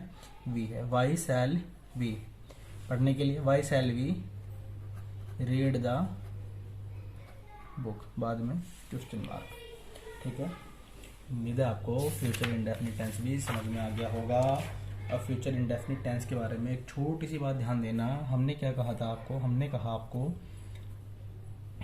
विल या शैल, सब्जेक्ट अगर आई और वी हो तो शैल यूज करेंगे, और अन्य कुछ भी है तो विल यूज करेंगे। बस इसका एक क्या है? एक्सेप्शन है। एक्सेप्शन मतलब अपवाद है कि अगर सेंटेंस में आवश्यकता, धमकी या बाध्यता प्रकट हो, बाध्यता प्रकट हो, तो क्या हो जाता है? आई और वी के साथ तो क्या यूज करेंगे, ये बदल जाएंगे आपस में। आई और वी के साथ तो तब क्या यूज करेंगे, विल, और अन्य के साथ क्या यूज करेंगे, शैल। ठीक है, जनरली होता क्या है, आई और वी के साथ शैल यूज करते हैं, अन्य के साथ विल, बट आवश्यकता धमकी और बाध्यता प्रकट हो तो आई और वी के साथ क्या यूज करेंगे, विल, अन्य के साथ यूज करेंगे शैल। ठीक है, जैसे मैंने कहा मैं तुम्हें मार दूंगा, मैं तुम्हें मार दूंगा। ठीक है, मैं तुम्हें मार दूंगा। अब फ्यूचर इंडेफिनिट का सेंटेंस कौन सा है, अफर्मेटिव है तो आई के साथ जनरली क्या यूज होता है, विल यूज होता है। आई के साथ जनरली शैल यूज होता है, आई के साथ शैल यूज होता है, लेकिन यहाँ क्या यूज करेंगे हम, यहाँ यूज करेंगे विल। आई के साथ क्या यूज होता है, शैल, लेकिन यहाँ यूज करेंगे विल, क्योंकि यहाँ क्या है, ये धमकी प्रकट हो रही है, धमकी। तो आई के साथ क्या यूज होता है, जनरली शैल यूज होता है, लेकिन यहाँ क्या यूज करेंगे, आई के साथ यूज करेंगे विल। तो आई विल यू। ठीक है, एक बार फिर से बता देता हूँ। तो देखो थोड़ा सा ध्यान भटकता है, जब दरवाजा खुलता है तो ध्यान थोड़ा थोड़ा इधर हो जाता है, तो कन्फ्यूजन मतलब ऐसे हो जाता है, जैसे अभी हुआ, दरवाजा खुलता है तो ध्यान उधर जाता है। ठीक है, तो मैं आपको दोबारा से बता देता हूँ। आई और वी के साथ जनरली हम शैल यूज करते हैं, आई और वी के साथ तो शैल यूज करेंगे, अन्य के साथ विल। बट अगर सेंटेंस में आवश्यकता, धमकी, बाध्यता प्रकट हो तो आई और वी के साथ तो विल यूज करेंगे, अन्य के साथ शैल, या आपस में चेंज हो जाएंगे, है ना। तो मैं तुम्हें मार दूंगा, इससे क्या प्रकट हो रहा है, धमकी प्रकट हो रही है, तो आई विल किल यू। आपने अगर आप हॉलीवुड की फिल्म देखते होंगे तो उसमें आपने कई बार नीचे जो सबटाइटल है उनको देखा होगा, तो वो कई बार कहता है I will kill you, I will kill you. भाई वो गलत नहीं बोल रहा है, ठीक है। तुम्हें लगता है आई के साथ शैल यूज होता है, अरे नहीं, वो गलत नहीं बोल रहा है, क्योंकि धमकी प्रकट हो रही है तो आई के साथ क्या यूज करेंगे, विल यूज करेंगे। ठीक है, उम्मीद है यहां तक आपको इतना समझ में आ रहा होगा। हमने तीनों indefinite tense, present indefinite tense, past indefinite tense और फ्यूचर इंडेफिनिट टेंस, तीनों को बहुत अच्छे से पढ़ लिया है। मैं आशा करता हूँ कि आपने इनके नोट्स भी बनाए होंगे, क्योंकि आपको ये नोट्स की ज़रूरत कब पड़ेगी, जब आप इनको रिवाइज करेंगे, और रिवाइज करना बहुत ज़्यादा ज़रूरी है। मैं कई बार कहता हूँ repetition is the only key for success. ठीक है, आज के टाइम में repetition is the only key for success. तो नेक्स्ट देखते हैं present continuous tense, present continuous tense. ठीक है, तो इनकी अगर पहचान की बात करें भैया, इन वाक्यों के अंत में रहा है, रही है, रहे हैं आदि शब्द आते हैं। इसकी जो हेल्पिंग वर्ब है वो है is, are, am. Main verb है, वर्ब की फर्स्ट फॉर्म में आईएनजी। अगर सब्जेक्ट सिंगुलर है तो इज यूज करेंगे, सब्जेक्ट प्लूरल है तो आर यूज करेंगे, सब्जेक्ट आई है तो एम यूज करेंगे। वही चारों सेंटेंस होंगे, affirmative, negative, interrogative first type, interrogative second type. Affirmative में सबसे पहले क्या लिखेंगे, अफर्मेटिव में subject plus is, are, am plus is, are, am plus verb की फर्स्ट फॉर्म में ING plus object plus other verb. जब निगेटिव सेंटेंस आ जाएगा तो इज, एम, आर के बाद नोट लग जाएगा, तो सब्जेक्ट प्लस इज या आर या am plus not plus verb की फर्स्ट फॉर्म में ING plus object plus other word. जब इंट्रोगेटिव फर्स्ट टाइप लिखेंगे तो इज, एम, आर उठ के कहाँ जाएगा, बाहर, तो इज, आर या am plus subject plus not अपनी जगह प्लस वर्ब की फर्स्ट फॉर्म में ING plus object plus other word, बाद में क्वेश्चन मार्क। जब इंट्रोगेटिव सेकंड टाइप लिखेंगे तो क्वेश्चन वर्ड, फिर ये सारा का सारा एज इट इज नीचे question word plus is, are, am, ये सारा का सारा जो का तो लिख देना। ठीक है, यहाँ तक सेंटेंस देख लेते हैं। जैसे हमने कहा वह पुस्तक नहीं पढ़ रहा है, वह पुस्तक नहीं पढ़ रहा है ना। टेंस कौन सा है, प्रेजेंट कंटिन्यूअस है। सेंटेंस कौन सा है, सेंटेंस है निगेटिव, निगेटिव सेंटेंस है। तो सबसे पहले क्या लिखेंगे, सब्जेक्ट, सब्जेक्ट क्या है, वह के लिए ही, देखो, ये आपको पता होना चाहिए, मैंने शायद पिछली वीडियो में बताया भी था।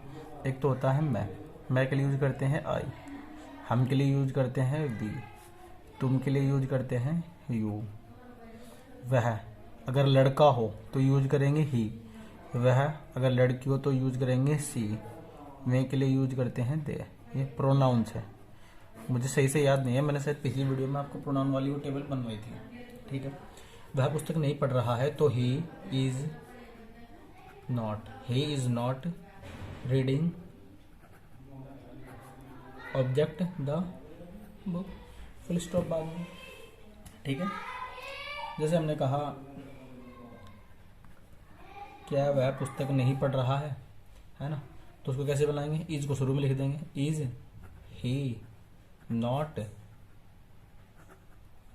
रीडिंग द बुक, बस इतनी सी बात है। ये प्रेजेंट कंटिन्यूअस टेंस है। इंट्रोगेटिव सेकंड टाइप आ गया, तो इंट्रोगेटिव सेकंड टाइप की वर्ब पैटर्न के अकॉर्डिंग बना दीजिए। नेक्स्ट है past continuous tense. Past continuous tense, past continuous tense की पहचान क्या होती है? इसकी जो पहचान होती है, इन वाक्यों के अंत में रहा था, रही थी, रहे थे, इस तरीके के शब्द आते हैं। इसकी जो हेल्पिंग वर्ब होती है वो होती है वाज या वर। अगर सब्जेक्ट सिंगुलर है तो वाज यूज करेंगे, सब्जेक्ट प्लूरल है तो वर यूज करेंगे। मेन वर्ब जो होती है वो होती है वर्ब की फर्स्ट फॉर्म में आईएनजी। ठीक है, वही चारों टाइप के सेंटेंस इसमें भी होंगे। अफर्मेटिव होगा, नेगेटिव होगा, इंट्रोगेटिव फर्स्ट टाइप होगा और इंट्रोगेटिव सेकंड टाइप होगा। अफर्मेटिव में सबसे पहले लिखेंगे सब्जेक्ट, फिर वाज या वर प्लस वर्ब की फर्स्ट फॉर्म में आईएनजी प्लस ऑब्जेक्ट और प्लस अदर वर्ब। जब निगेटिव की बात करेंगे तो इस हेल्पिंग वर्ब के बाद नोट लग जाएगा, तो सब्जेक्ट प्लस वाज या were plus not plus verb की फर्स्ट फॉर्म में ING plus object plus other verb. जब इंट्रोगेटिव फर्स्ट टाइप की बात कर रहे होंगे तो ये वाज या वर उठ के बाहर आ जाएगा, तो सबसे पहले लिखेंगे वाज या were plus subject plus not plus verb की फर्स्ट फॉर्म में ING plus object plus other word, बाद में क्वेश्चन मार्क। जब इंट्रोगेटिव सेकंड टाइप की बात कर रहे होंगे तो क्वेश्चन वर्ड शुरू में लिख देंगे, फिर बाकी सारा का सारा ये जो का तो क्वेश्चन वर्ड के बाद वाज या were plus subject plus not plus verb की फर्स्ट फॉर्म में ING plus object plus other word, बाद में क्वेश्चन मार्क। ठीक है, सेंटेंस देख लेते हैं। जैसे उसने कहा क्या तुम पुस्तक पढ़ रहे थे, क्या तुम पुस्तक पढ़ रहे थे। सबसे पहले टेंस देखें, टेंस कौन सा है, पास्ट कंटिन्यूअस टेंस है भैया, रहे थे आ गया। सेंटेंस कौन सा है, क्या शुरू में आ गया ना, तो इंट्रोगेटिव फर्स्ट टाइप। तो इंट्रोगेटिव फर्स्ट टाइप की वर्ब पैटर्न के अकॉर्डिंग बना दीजिए, वर फिर सब्जेक्ट वर यू, फिर नोट तो नहीं है ना तो छोड़ दो। इस वर्ब पैटर्न में जो शब्द नहीं है आपके हिंदी वाले वाक्य में उसको छोड़ते चलिए, नोट नहीं है तो नोट छोड़ दिया। वर्ब क्या है, पढ़ने के लिए, वर यू, क्या तुम पुस्तक पढ़ रहे थे, वर यू रीडिंग, फिर ऑब्जेक्ट, ऑब्जेक्ट क्या है, पुस्तक, क्या तुम पढ़ रहे थे, नहीं ऑब्जेक्ट तो इसमें आएंगे, क्या तुम पढ़ रहे थे, वर यू रीडिंग, बस बाद में क्वेश्चन मार्क। ठीक है, अगर ये जाता क्या तुम पुस्तक पढ़ रहे थे तो पुस्तक ऑब्जेक्ट हो जाता है, वो बाद में लगा देते हैं। ठीक है, उम्मीद है आपको समझ में आ गया होगा। हमने कहा तुम कल कहाँ जा रहे थे, जा रहे थे, तुम कल कहाँ जा रहे थे। टेंस कौन सा है, पास्ट कंटिन्यूअस टेंस है। सेंटेंस कौन सा है भैया, इंट्रोगेटिव सेकंड टाइप है। पता कैसे चला, इंट्रोगेटिव सेकंड टाइप है क्योंकि इसमें क्वेश्चन वर्ड आ गया कहाँ। तो सबसे पहले लिखेंगे क्वेश्चन वर्ड की अंग्रेजी कहाँ के लिए लिखते हैं, वेयर, WHERE वेयर। फिर वेयर, तुम है तो क्या आएगा, वर, वेयर वर। फिर तुम के लिए सब्जेक्ट आएगा, सब्जेक्ट क्या है, you, where were you going, where were you going. कल के लिए लिखते हैं yesterday, yesterday, yesterday, where were you going yesterday. ठीक है, देखो एक तो होता है बीता हुआ कल, उसके लिए लिखते हैं यस्टरडे। एक होता है आने वाला कल, उसके लिए लिखते हैं टुमारो। एक होता है बीता हुआ परसों, एक तो बोलते हैं परसों जो बीता हुआ है, एक होता है परसों जो आने वाला है। परसों जो बीता हुआ परसों, उसको लिखते हैं डे बिफोर यस्टरडे। एक होता है परसों जो आने वाला परसों है ना, उसको बोलते हैं डे आफ्टर टुमारो। ठीक है, ये थी पास्ट कॉन्टिन्यूअस की बात। नेक्स्ट हम बात करते हैं future continuous. Future continuous tense. Future continuous tense की अगर हम पहचान की बात करें तो इन वाक्यों के अंत में रहा होगा, रही होगी, रहे होंगे, इस तरीके के शब्द आते हैं। इसकी जो हेल्पिंग वर्ब है वो है विल या शैल में ऐड कर देना है बी, जिसको हम ऐसे भी लिख सकते हैं विल बी या शैल बी। मेन वर्ब जो है वो है वर्ब की फर्स्ट फॉर्म में आएंगी। तीनों कंटिन्यूअस की जो मेन वर्ब है वो वर्ब की फर्स्ट फॉर्म में आएंगी ही है। ठीक है, देखो तीनों कंटिन्यूअस की जो मेन वर्ब है वो है वर्ब की फर्स्ट फॉर्म में आएंगी। तीनों जो परफेक्ट है उनकी जो मेन वर्ब है वो है वर्ब की थर्ड फॉर्म। ठीक है, अब अगर सब्जेक्ट आई और वी है तो शैल बी यूज करेंगे और अन्य है तो विल बी यूज करेंगे।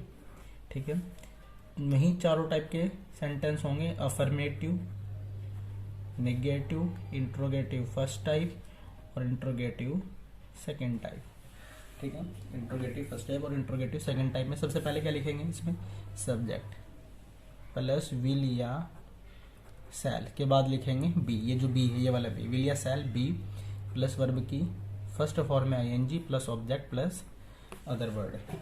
जब इसका निगेटिव लिख रहे होंगे, अब ध्यान देने वाली बात है, मैंने आपको स्टार्टिंग में ही बताया था जब मैं आपको बेसिक्स करा रहा था कि भैया affirmative, negative, interrogative first type और सेकंड टाइप की सारे सेंटेंसेस की वर्ब पैटर्न कैसे लिखी जाएगी, तभी मैंने आपको बताया था कि अगर हेल्पिंग वर्ब एक शब्द से ज्यादा की है तो नोट हम केवल एक शब्द के बाद लगाएंगे। ठीक है, और इंट्रोगेटिव फर्स्ट टाइप में भी केवल एक ही शब्द बाहर लेके आएंगे। बताया था कि नहीं बताया था? तो नोट कहा जाएगा यहाँ एक शब्द के बाद, तो subject plus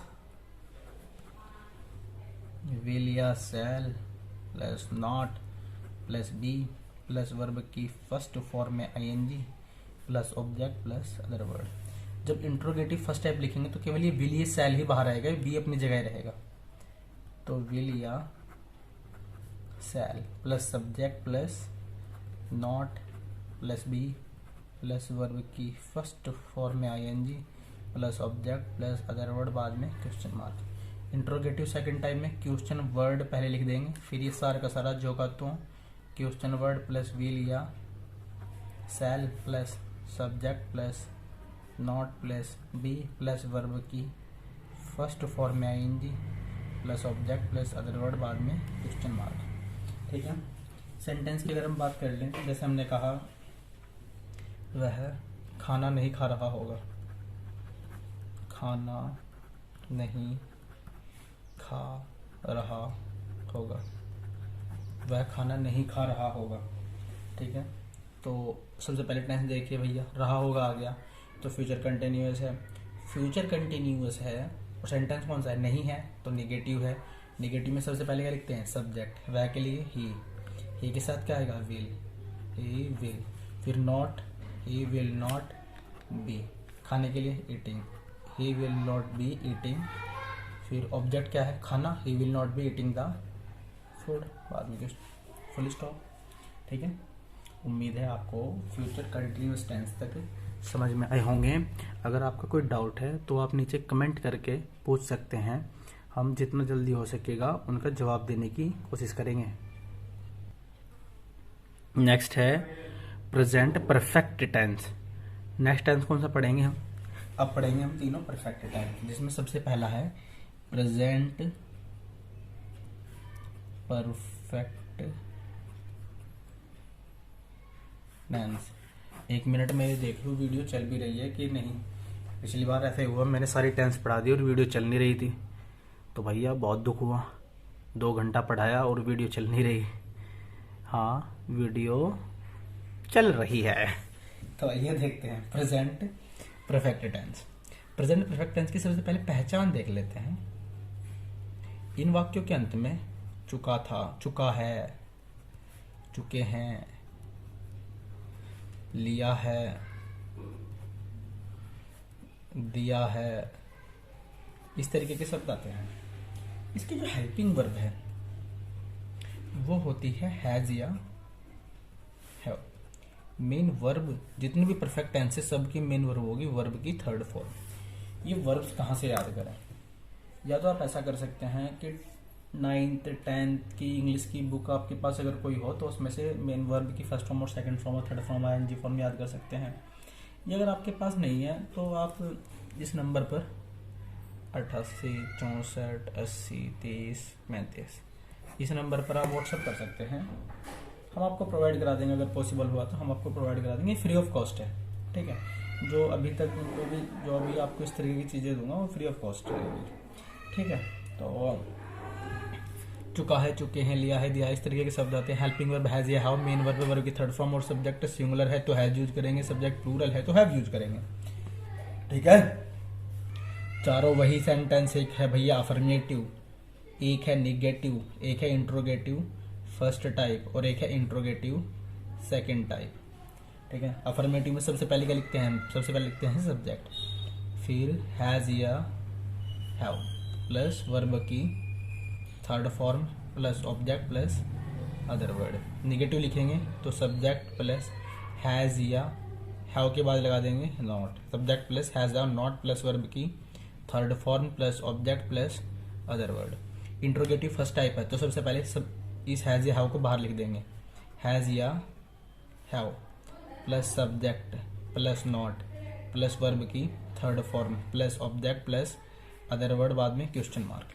interrogative second type है तो सबसे पहले लिखेंगे क्वेश्चन वर्ड, फिर ये सारा का सारा जो होगा तो क्वेश्चन वर्ड प्लस हैज या have plus subject plus not plus verb की third form plus object plus other word, बाद में क्वेश्चन मार्क। जैसे हमने कहा क्या तुम खाना खा चुके हो? क्या तुम खाना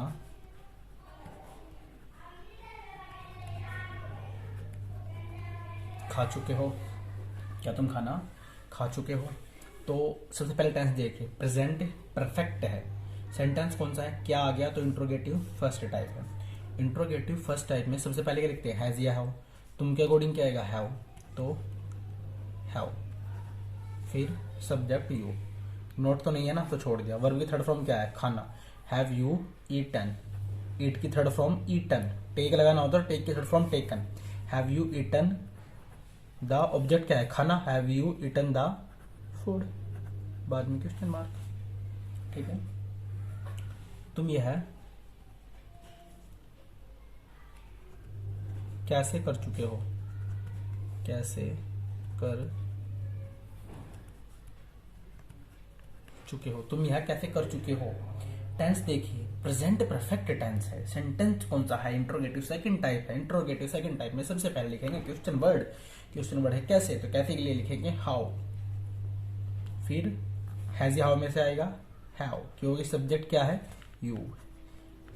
how you, how have you करने के लिए डन, फिर यह के लिए दिस, बाद में question mark. How have you done this? तुम यह कैसे कर चुके हो? ठीक है, उम्मीद है आपको प्रेजेंट परफेक्ट टेंस भी समझ में आ गया होगा। अब भैया बोलते बोलते मेरी हालत होने लगी है खराब।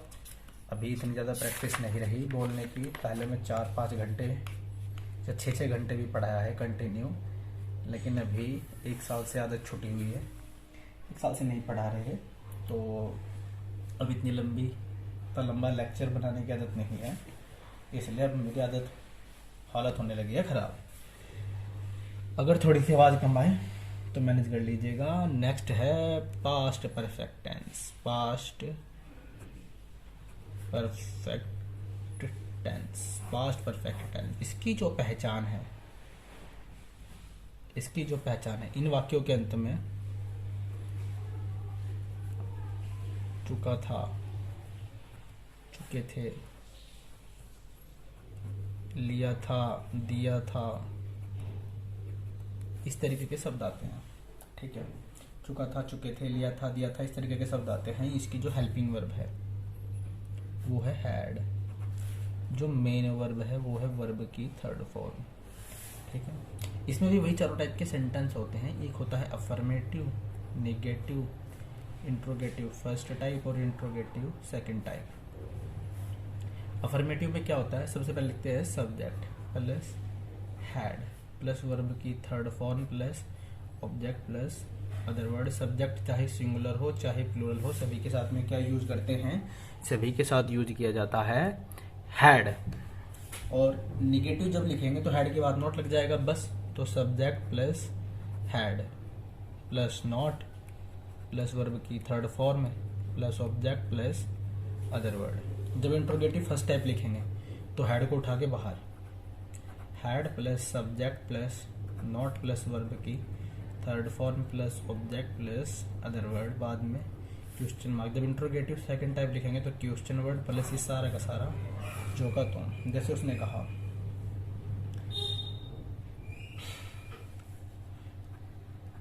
तुम पुस्तक नहीं पढ़ चुके थे, नहीं पढ़ चुके थे। टेंस कौन सा है, पास्ट परफेक्ट टेंस है। सेंटेंस कौन सा है, सेंटेंस है भैया निगेटिव। निगेटिव है तो निगेटिव में सबसे पहले यू, सब्जेक्ट हैड, फिर नॉट है तो नॉट, यू हैड नॉट। पढ़ने के लिए रीड, रेड की third form red, read red red, है ना। देखो मजे की बात बता दो तुम्हें, रीड की जो फर्स्ट फॉर्म है वो होती है रीड, सेकंड फॉर्म जो होती है वो होती है रेड, READ। स्पेलिंग वही है, बस प्रोनाउंसिएशन में डिफरेंस है। Read red, READ red. फिर थर्ड फॉर्म भी क्या होती है रैड, READ। स्पेलिंग उसकी भी वही है, बस प्रोनाउंसिएशन में डिफरेंस है। ठीक है, तो you had not read the book, बाद में फुल स्टॉप। तो यह है पास्ट परफेक्ट टेंस। अब जरा एक बात बड़े गौर से सुनना, अगर जो हम लेके आएंगे बाद में, हम ये इस वीडियो में टेंस कंप्लीट करने के बाद हम टेंस की एक और वीडियो लेके आएंगे जिसमें बढ़िया लेवल के बिल्कुल रेन एंड मार्टिन, नेस्पेडर आर्मर के स्तर से हम टेंस पढ़ेंगे, जिसमें आपको क्या पता चलेगा, जिसमें आपको ये पता चलेगा कि भैया जो पास्ट परफेक्ट टेंस है वो तो कहीं होता ही नहीं है। मतलब पास्ट परफेक्ट टेंस सिंपल नहीं होते, पास्ट परफेक्ट टेंस सिंपल नहीं होते, उनको पास्ट इंडेफिनिट में ही, पास्ट इंडेफिनिट में ही चल जाएगा काम। ठीक है, अब इस बात पे ज़्यादा गौर मत दीजिएगा, मुझे बोल रहा हूँ, सिर्फ याद रखिएगा कि past perfect tense single verb, single subject और सिंगल वर्ब वाला होता ही नहीं है, उसको हम पास्ट इंडेफिनिट में बनाते हैं। और ये जो मैं आपको पहचान लिखवा रहा हूँ ना, ये बच्चों को समझाने वाली बात है। जैसे आप 6ठी 7वीं 8वीं क्लास के बच्चों, वो समझाने वाली बात है। जब आप बहुत बढ़िया स्तर से टेंस सीखेंगे तो आप देखेंगे इन पहचान का तो कहीं यूज ही नहीं हो रहा है। ठीक है, तो पास्ट परफेक्ट टेंस जनरली क्या होता है, पास्ट परफेक्ट टेंस में वे सारे सेंटेंस होते हैं जब पास्ट में दो घटनाएं घटित होती हैं। ठीक है, एक पहले होती है एक बाद में होती है। जब दो ऐसी घटनाएं घटित होती हैं तभी हम पास्ट परफेक्ट टेंस का यूज करते हैं, वरना सिंगल वर्ब, सिंगल सब्जेक्ट और सिंगल वर्ब के साथ पास्ट परफेक्ट टेंस यूज नहीं करते। लेकिन अभी आप स्टार्टिंग से सीख रहे हैं तो आप अभी ये ध्यान रखिएगा। ठीक है, एक बार देख लेते हैं वो भी कि डबल वर्ब या दो सब्जेक्ट के साथ में कैसे होता है। जैसे अगर ऐसे हुआ, दो टाइप के सेंटेंस आते हैं इसमें, है ना। हम आपको भी बेसिक स्तर से पढ़ा रहे हैं, ये भी बहुत बेसिक सा बताऊंगा मैं आपको। और आगे कोई वीडियो लेके आएंगे हम, टेंस की एक और वीडियो लेके आएंगे आधा या 1 घंटे की, जिसमें टेंस का पूरे का पोस्टमार्टम कर देंगे। ठीक है, तो ये आपको बच्चों को सिखाने वाली बात है, इसलिए आराम से सिखा रहे हैं। जैसे हमने कहा कि डॉक्टर के आने से पहले, डॉक्टर के आने से पहले रोगी मर चुका था, मर चुका था। ठीक है, या हमने कहा मेरे आने के बाद वह जा चुका था, मेरे आने के बाद मेरे आने के बाद वह जा चुका था। ठीक है, मेरे आने के बाद, उसके आने के बाद, या कुछ भी लिख दीजिए उसके जाने के बाद मैं आया। उसके जाने के बाद मैं आया। ठीक है, उसके जाने के बाद मैं आया। अब जरा ध्यान दीजिए, एक तो इस टाइप के सेंटेंस होंगे जिसमें पहले आ जाएगा और जिसमें बाद आ जाएगा। तो पहले इस वाले को देख लेते हैं, इसमें कैसे बनाएंगे। ये जो बाद वाला वाक्य है ना, इसको तो बनाएंगे यहाँ, इसको तो बनाएंगे यहाँ, और ये बी पहले के लिए लिखेंगे बिफोर, और इसको बनाएंगे यहाँ बाद में। और ये जो बनेगा, ये बनेगा पास्ट परफेक्ट में। किस में बनेगा?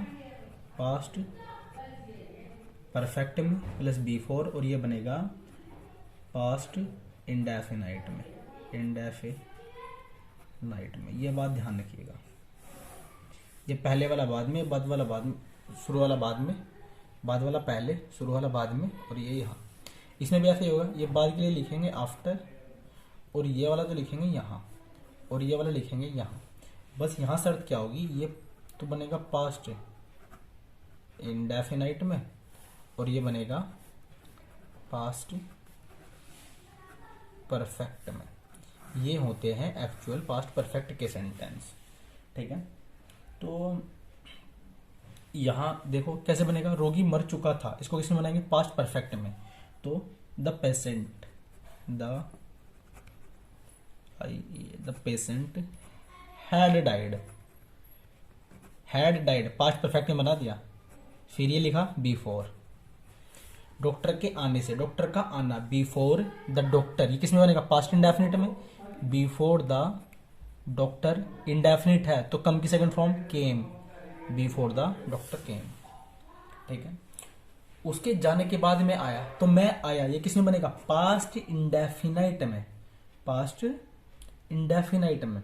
देखो, जो घटना पहले घटित होती है उसको तो बनाते हैं पास्ट परफेक्ट में, जो बाद में घटित होती है उसको बनाते हैं पास्ट इंडेफिनिट में। ठीक है, ये बात भी ध्यान रखिएगा।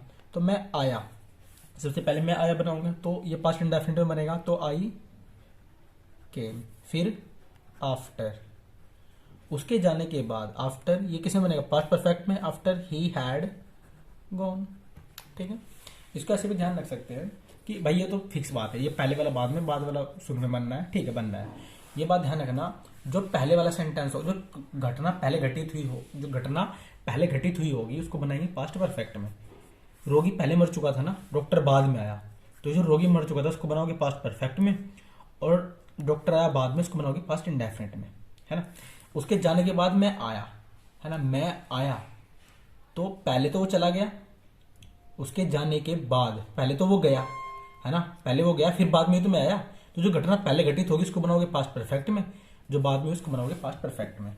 मतलब इतना सा बात है कि पास्ट परफेक्ट और पास्ट इंडेफिनिट की अगर बात करें तो पास्ट परफेक्ट होता है बहुत पहले वाला समय, मतलब पहले वाला समय। पास्ट इंडेफिनिट होता है उसके बाद वाला समय। ठीक है, उम्मीद है ये आपको समझ में आया होगा। अगर इससे रिलेटेड आपको कोई समस्या है, कोई दिक्कत है, कोई समस्या, परेशानी, प्रॉब्लम फेस कर रहे हो तो नीचे कमेंट करके पूछ सकते हो, मैं आपको कमेंट का जवाब दे दूंगा। नेक्स्ट है future perfect tense. Future perfect tense कौन सा है? नेक्स्ट है future perfect tense. Future perfect tense की अगर हम पहचान की बात करें, इसकी बात करें पहचान, फ्यूचर परफेक्ट टेंस की पहचान, तो इन वाक्यों के अंत में चुका होगा, चुके होंगे, लिया होगा, दिया होगा,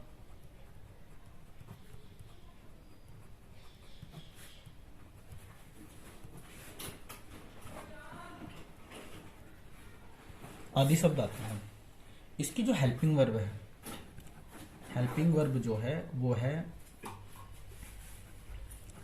विल, या सेल में हम ऐड कर देंगे हैव। जो मेन वर्ब है वो है वर्ब की थर्ड फॉर्म। ठीक है, वही चारों टाइप के सेंटेंस होंगे इसमें भी। अफर्मेटिव होगा, निगेटिव होगा, इंट्रोगेटिव फर्स्ट टाइप होगा, इंट्रोगेटिव सेकंड टाइप होगा। अफर्मेटिव में सबसे पहले सब्जेक्ट, फिर विल या shall plus have plus verb की third form plus object plus other word. Negative में सबसे पहले सब्जेक्ट प्लस विल या shall plus not plus have plus verb की third form plus object plus other word. जब interrogative first type बनाएंगे तो ये विल या शैल बाहर आ जाएगा, एक ही शब्द बाहर लेंगे सिर्फ, विल या shall plus subject plus not plus have plus verb की third form plus object plus other word, बाद में क्वेश्चन मार्क। जब इंट्रोगेटिव सेकंड टाइप लिखेंगे तो पहले क्वेश्चन वर्ड, फिर ये सारा का सारा यहाँ लिख दीजिए जो का तो। क्वेश्चन वर्ड के बाद विल या शैल, फिर सब्जेक्ट, फिर नॉट, फिर हैव, फिर वर्ब की थर्ड फॉर्म, फिर ऑब्जेक्ट, फिर अदर वर्ड, बाद में क्वेश्चन मार्क। जैसे हमने कहा वह हम खाना नहीं खा चुके होंगे। हम खाना नहीं खा चुके होंगे, तो भैया चुके होंगे आ गया। तो सेंटेंस टेंस कौन सा है? टेंस से फ्यूचर परफेक्ट टेंस। टेंस कौन सा है? Future perfect tense. सेंटेंस कौन सा है? सेंटेंस है भैया, नहीं आ गया, क्वेश्चन मार्क तो नहीं है तो निगेटिव है, निगेटिव के अकॉर्डिंग बना दो। सबसे पहले क्या लिखेंगे? वी। वी के साथ देखो वही बात, आई और वी के साथ तो क्या यूज होगा? Shall have. अन्य के साथ क्या यूज होगा? विल हैव, है ना। तो वी के साथ क्या यूज करेंगे? शैल। फिर नॉट है तो नॉट लिखेंगे, वी शैल नॉट हैव। फिर वर्ब की थर्ड फॉर्म, वर्ब की थर्ड फॉर्म क्या होगी? खाने के लिए ईट, ईट की third form eaten. We shall not have eaten the food, बाद में फुल स्टॉप, बस। ठीक है। अगर ये इंट्रोगेटिव फर्स्ट टाइप होता तो इंट्रोगेटिव फर्स्ट टाइप की वर्ब पैटर्न लिख देते, वर्ब पैटर्न के अकॉर्डिंग बनाते। इंट्रोगेटिव सेकंड टाइप होता तो इंट्रोगेटिव सेकंड टाइप के अकॉर्डिंग बनाते। ठीक है। और देखो मतलब आपको इन ये पढ़ने के बाद आपको इनकी प्रैक्टिस बहुत जरूरी से करनी है। अगर आप प्रैक्टिस नहीं करोगे तो इसको पढ़ने का कोई फायदा नहीं होगा, अपने आप को सन्नी देओल समझोगे, क्या मजे तो आ गया टेंस। ठीक है। तो इंग्लिश ऐसी है, अगर आप इंग्लिश को हल्के में लेके चलेंगे तो थप्पड़ बहुत करारा लगाती है इंग्लिश। जैसे इंग्लिश वाली मैडम लगाती है ना करारा थप्पड़, ऐसे इंग्लिश भी करारा थप्पड़ लगाती है अगर इंग्लिश को हल्के में लेके चलेंगे। तो टेंस पढ़ने के बाद इनकी प्रैक्टिस जरूर कर लेना। प्रैक्टिस कहाँ से करोगे? या तो आप 9th या 10th की इंग्लिश ग्रामर की बुक लेकर वहाँ से प्रैक्टिस कर सकते हैं, या अगर आपको नहीं मिल रहा है प्रैक्टिस करने के लिए तो मैंने कई बार वीडियो में बता दिया, आप हमें व्हाट्सएप भी कर सकते हैं, हम आपको PDF प्रोवाइड करा देंगे जिसकी हम आपसे कोई फीस नहीं लेंगे। ठीक है। वहाँ से भी आप प्रैक्टिस कर सकते हैं। और अगर वाक्य बनाते हुए आपको कोई वाक्य समझ में ना आए, कोई प्रॉब्लम हो, तो आप हमें नीचे कमेंट करके पूछ सकते हैं। ठीक है। यह है फ्यूचर परफेक्ट टेंस। नेक्स्ट है present perfect continuous tense. Present perfect continuous tense, इसकी पहचान क्या होती है? प्रेजेंट परफेक्ट कॉन्टिन्यूअस टेंस की पहचान, इन वाक्यों के अंत में रहा है, रही है, रहे हैं आदि शब्द आते हैं। अब आप कहोगे कि भैया ये तो कंटिन्यूअस टेंस में भी थे, प्रेजेंट कंटिन्यूअस में भी थे, पहचान कि रहा है, रही है, रहे प्रेजेंट कंटिन्यूअस की पहचान है ये तो। बस यहाँ एक और चीज एक्स्ट्रा होगी, वो होगी कि यहाँ टाइम दिया गया होगा। ठीक है। इसकी जो हेल्पिंग वर्ब होगी वो होगी हैज या हाउ में जोड़ देंगे बीन, जिसको हैज बीन या हाउ बीन भी बोल सकते हैं। सब्जेक्ट सिंगुलर हुआ तो हैज बीन, सब्जेक्ट प्लूरल हुआ तो हैव बीन। मेन वर्ब क्या होगी भैया? इसकी मेन वर्ब होगी, वर्ब की फर्स्ट फॉर्म में लगा देंगे ING। और यहाँ एक बहुत महत्वपूर्ण बात होगी, क्योंकि यहाँ टाइम दिया गया होगा तो टाइम से पहले हमें क्या लगाना पड़ेगा? सिंस या फॉर लगाते हैं। हाँ, टाइम से पहले सिंस या फॉर लगाते हैं और इनको लगाने में बड़ी समस्या होती है। ठीक है। कई सारी पुस्तकों में, कई सारे नहीं, ज़्यादातर पुस्तकों में आपको ये लिखा हुआ दिखाई देगा कि अनिश्चित समय के लिए फॉर लगा दो, अनिश्चित समय के लिए सिंस लगा दो। ठीक है। और बच्चे फिर क्या करते हैं? 2 घंटे तो हो गया निश्चित, 2 घंटे निश्चित हो गया, और 3 घंटे क्या हो गया, अनिश्चित हो गया। निश्चित अनिश्चित में ही कंफ्यूज रहते हैं, तो वो वहाँ बहुत गलत लिखा हुआ है।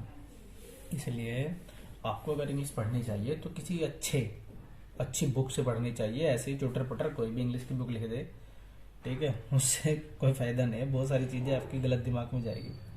तो ऐसा नहीं है कि निश्चित और अनिश्चित जैसा कुछ नहीं होता। यहाँ होता है पॉइंट ऑफ टाइम।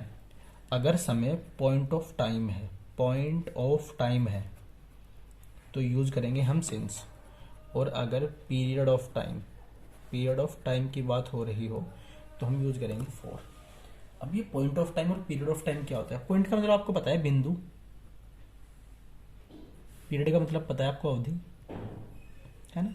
तो देखो जरा, जैसे मैंने कहा 2 बजे, मेरे हाथ पे ध्यान देना, 2 बजे क्या होता है, एक पॉइंट होता है, पॉइंट, इस पॉइंट पर 2 बजे, तो वो तो क्या है, पॉइंट ऑफ टाइम। हमने कहा 2 घंटे, तो 2 घंटे क्या हुआ, अवधि हुई, यहां से लेकर यहां तक की, मतलब 2 घंटे वो अवधि है ना, वो है पीरियड ऑफ टाइम, ठीक है।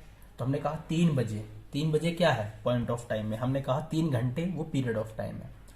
हमने कहा सोमवार, है ना, सोमवार, तो वो एक स्पेसिफिक पॉइंट है, वो है पॉइंट ऑफ टाइम। हमने कहा एक दिन, तो दिन क्या होगा, शुरू से लेकर आखिर तक, तभी तो कंप्लीट दिन होगा, तो वो क्या है, अवधि। तो अगर दिन का नाम लिया सोमवार, तो वो है पॉइंट ऑफ टाइम। हमने बोला एक दिन, वो पीरियड ऑफ टाइम है।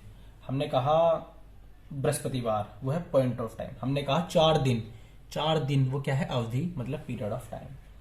हमने कहा 2024, वो एक स्पेसिफिक पॉइंट है, 2024, ठीक है, वो क्या है, पॉइंट ऑफ टाइम। हमने कहा 2000 साल, वो क्या है, पीरियड ऑफ टाइम। हमने कहा 1947, 1947, वो पॉइंट ऑफ टाइम है। हमने कहा 1947 साल, तो वो पीरियड ऑफ टाइम है, ठीक है। तो अगर कहीं पॉइंट ऑफ टाइम आया तो सिंस यूज करोगे, पीरियड ऑफ टाइम आया तो हम फॉर यूज करेंगे। तो सिंस के लिए सिंस, पॉइंट ऑफ टाइम के लिए सिंस, और पीरियड ऑफ टाइम के लिए फॉर। अब वही चारों टाइप के सेंटेंस होंगे इसमें। अफर्मेटिव होगा, नेगेटिव, इंट्रोगेटिव फर्स्ट टाइप और इंट्रोगेटिव सेकंड टाइप। अफर्मेटिव में सबसे पहले सब्जेक्ट, फिर हैज या हैव, फिर बीन, फिर वर्ब की फर्स्ट फॉर्म में आईएनजी, फिर ऑब्जेक्ट, फिर अदर वर्ड। नेगेटिव में एक शब्द के बाद सब्जेक्ट प्लस हैज या have plus not plus been plus verb की फर्स्ट फॉर्म में ING plus object plus other word. Interrogative first type में हैज या उठा के बाहर ले आओ, हैज या have plus subject plus not plus been plus verb की फर्स्ट फॉर्म में ING plus object plus other word, बाद में question mark. Interrogative second type में क्वेश्चन वर्ड शुरू लिख देंगे, बाकी सारा का सारा जो का तो। जैसे हमने कहा वह 2 बजे से नहीं खेल रहा है, नहीं खेल रहा है।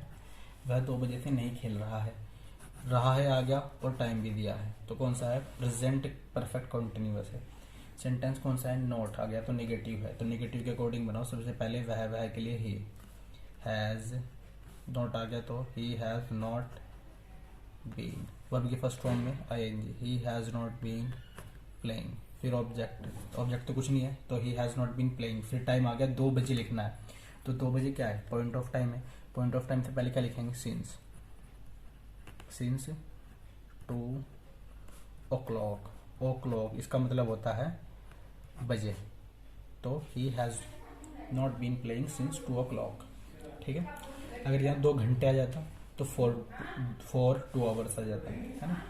समझ में आई बात। पॉइंट ऑफ टाइम के लिए सिंस, पीरियड ऑफ टाइम के लिए फॉर। नेक्स्ट देखते हैं पास्ट परफेक्ट कॉन्टिन्यूअस टेंस। क्या, पास्ट परफेक्ट कॉन्टिन्यूअस टेंस, ठीक है। नेक्स्ट है पास्ट परफेक्ट कॉन्टिन्यूअस टेंस। इसकी अगर हम पहचान की बात करें, इसकी जो पहचान है, इसकी अगर हम पहचान की बात करें तो इसमें भी सॉरी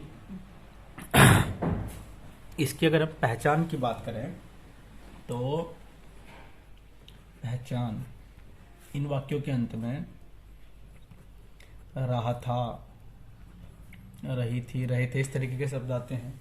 बिल्कुल ऐसे ही भाई, ये तो किसकी पास्ट कंटिन्यूअस की पहचान है, बस इसमें एक्स्ट्रा क्या दिया गया होगा, इसमें टाइम दिया गया होगा। इसकी जो हेल्पिंग वर्ब होगी वो होगी हैड बीन। ठीक है, सब्जेक्ट चाहे सिंगुलर हो, सब्जेक्ट चाहे प्लूरल हो, सभी के साथ हैड बीन। मेन वर्ब क्या होगी, वर्ब की फर्स्ट फॉर्म में आईएनजी, और टाइम से पहले वही या तो हम सिंस यूज करेंगे या फिर फॉर यूज करेंगे। पॉइंट ऑफ टाइम के लिए तो क्या यूज करेंगे, पॉइंट ऑफ टाइम के लिए सिंस यूज करेंगे, और पीरियड ऑफ टाइम के लिए क्या यूज करेंगे, फॉर यूज करेंगे। ठीक है, वही चारों टाइप के सेंटेंस होंगे इसमें, affirmative, negative, interrogative first type और इंट्रोगेटिव सेकंड टाइप। अफर्मेटिव में सबसे पहले सब्जेक्ट प्लस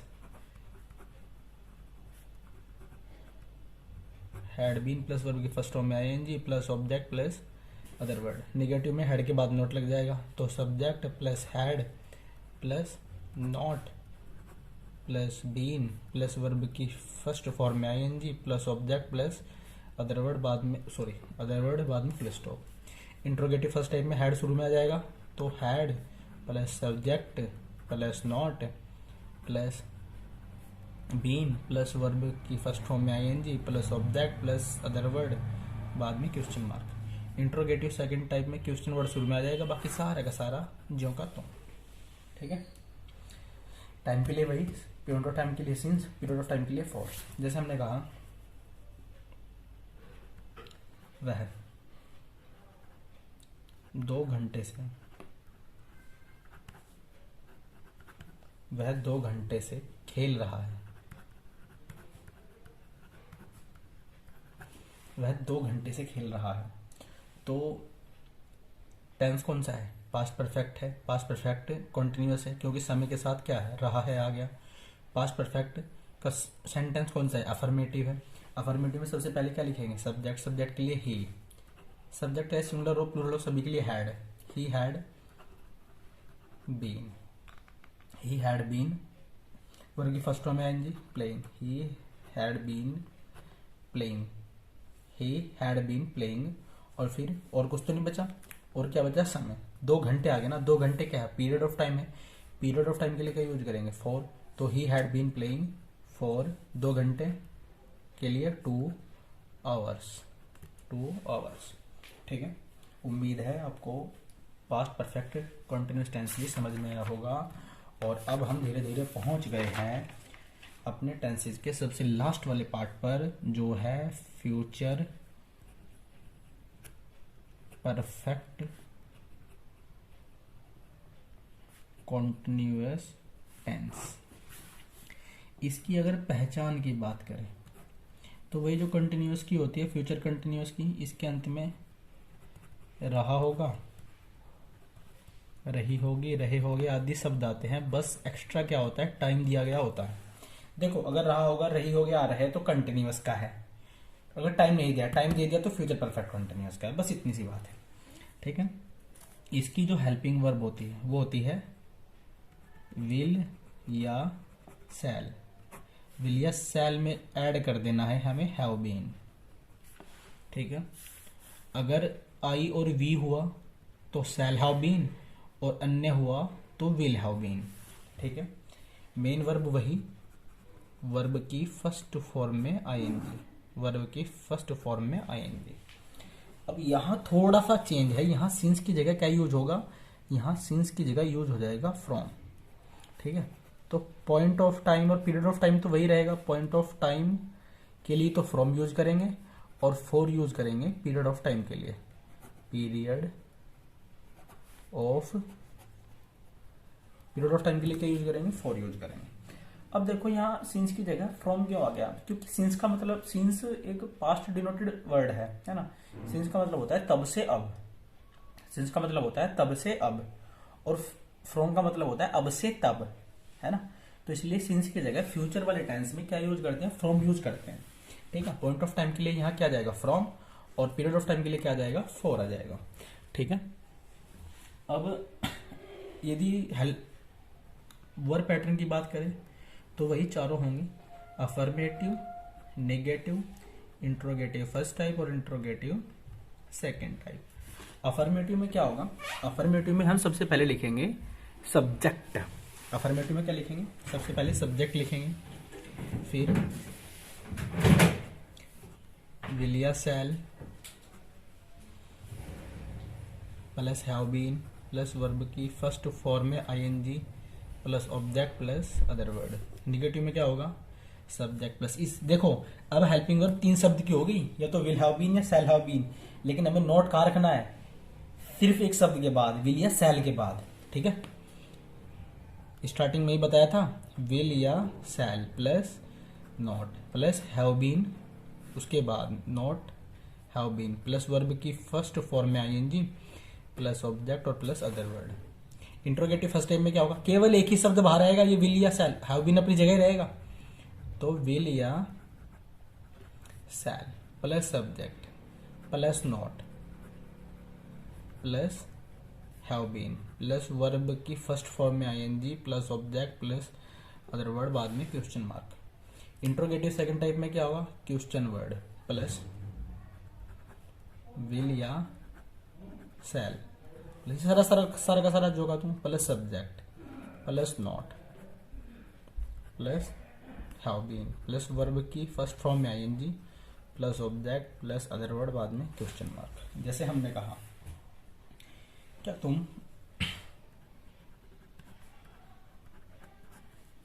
पुस्तक, क्या तुम 2 घंटे से पुस्तक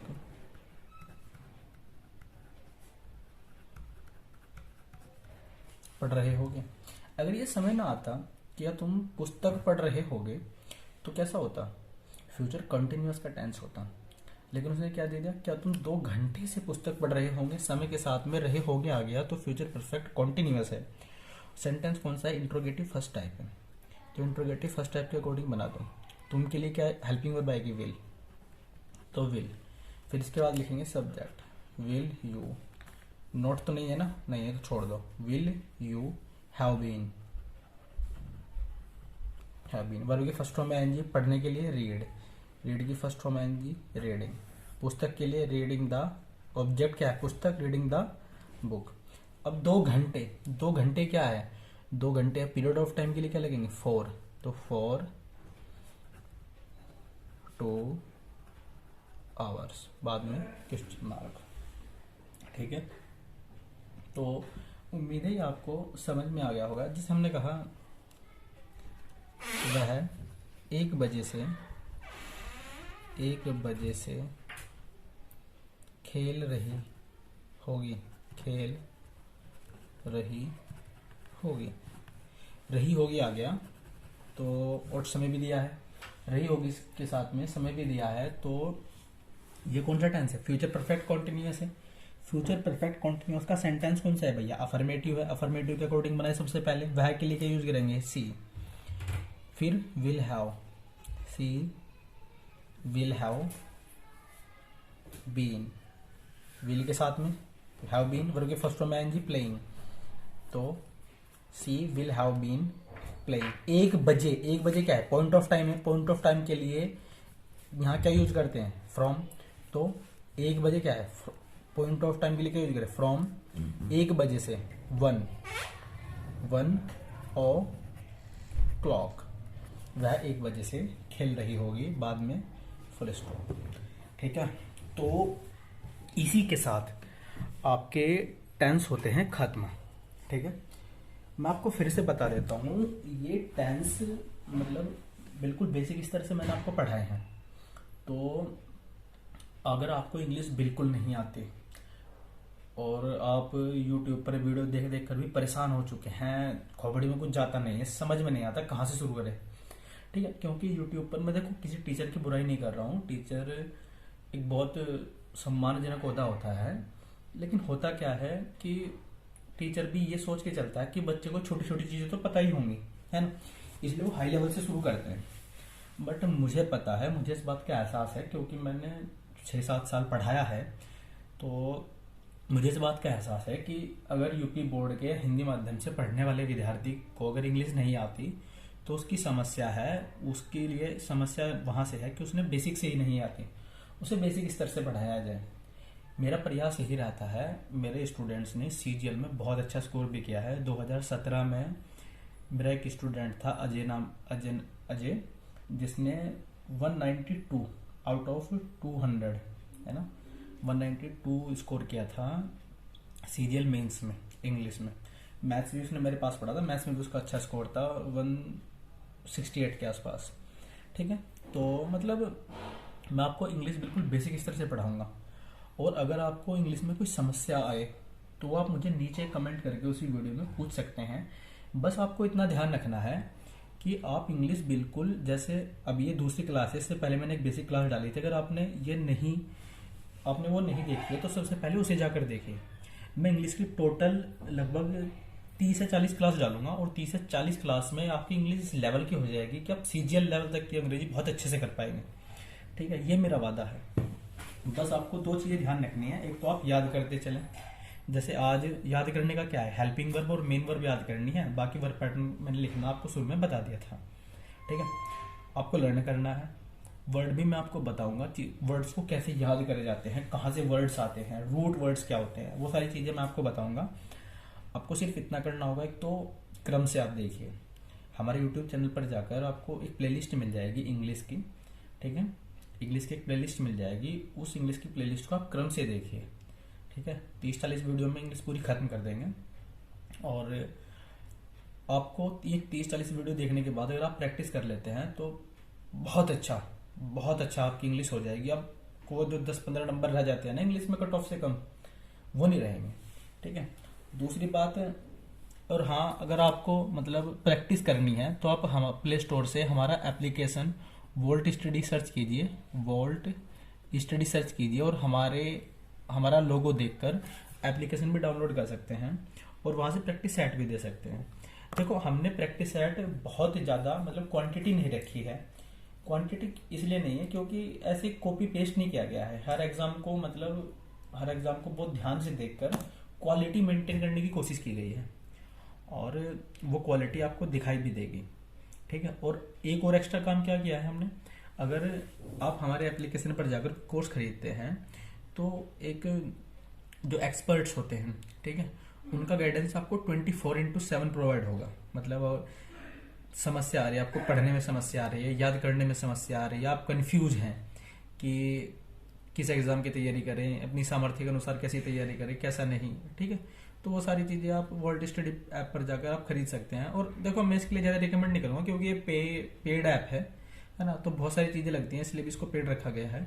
बाकी मैं सारी चीजें आपको यहाँ भी प्रोवाइड कराऊंगा, आप यहाँ से भी सीख सकते हैं। मैंने आपको कहा कि आप क्रम से देखिए वीडियो को। कोई समस्या हो, यह बात मैं बार बार बोल रहा हूँ, कोई समस्या हो तो वीडियो के नीचे कमेंट करके पूछ लीजिए। ठीक है, वीडियो के नीचे कमेंट करके पूछ लीजिए, मैं आपकी उस समस्या का समाधान करूंगा। दूसरी बात, आप चीज़ों को याद करते चलें। और अगर आपको हमारा ये जो हम एफर्ट लगा रहे हैं, हमारा ये एफर्ट आपको अगर अच्छा लग रहा है तो हमारे यूट्यूब चैनल को सब्सक्राइब कीजिए। और इस वीडियो को, ये वीडियो तो ऐसी है जो आपको, आप स्कूल के विद्यार्थी हैं या कॉलेज के हैं या कॉम्पिटिटिव एग्जाम के, ये तो सबके लिए जरूरी है इंग्लिश सीखने के परिप्रेक्ष्य में। ठीक है, तो अगर आपको हमारा ये एफर्ट अच्छा लग रहा हो तो एक तो हमारे यूट्यूब चैनल को सब्सक्राइब कीजिए, अपने दोस्तों के साथ चैनल को शेयर कीजिए, वीडियो को लाइक कीजिए अगर आपको वीडियो अच्छा लगा हो। और सबसे ज़रूरी, पढ़ते रहिए, मुस्कुराते रहिए। जय हिंद।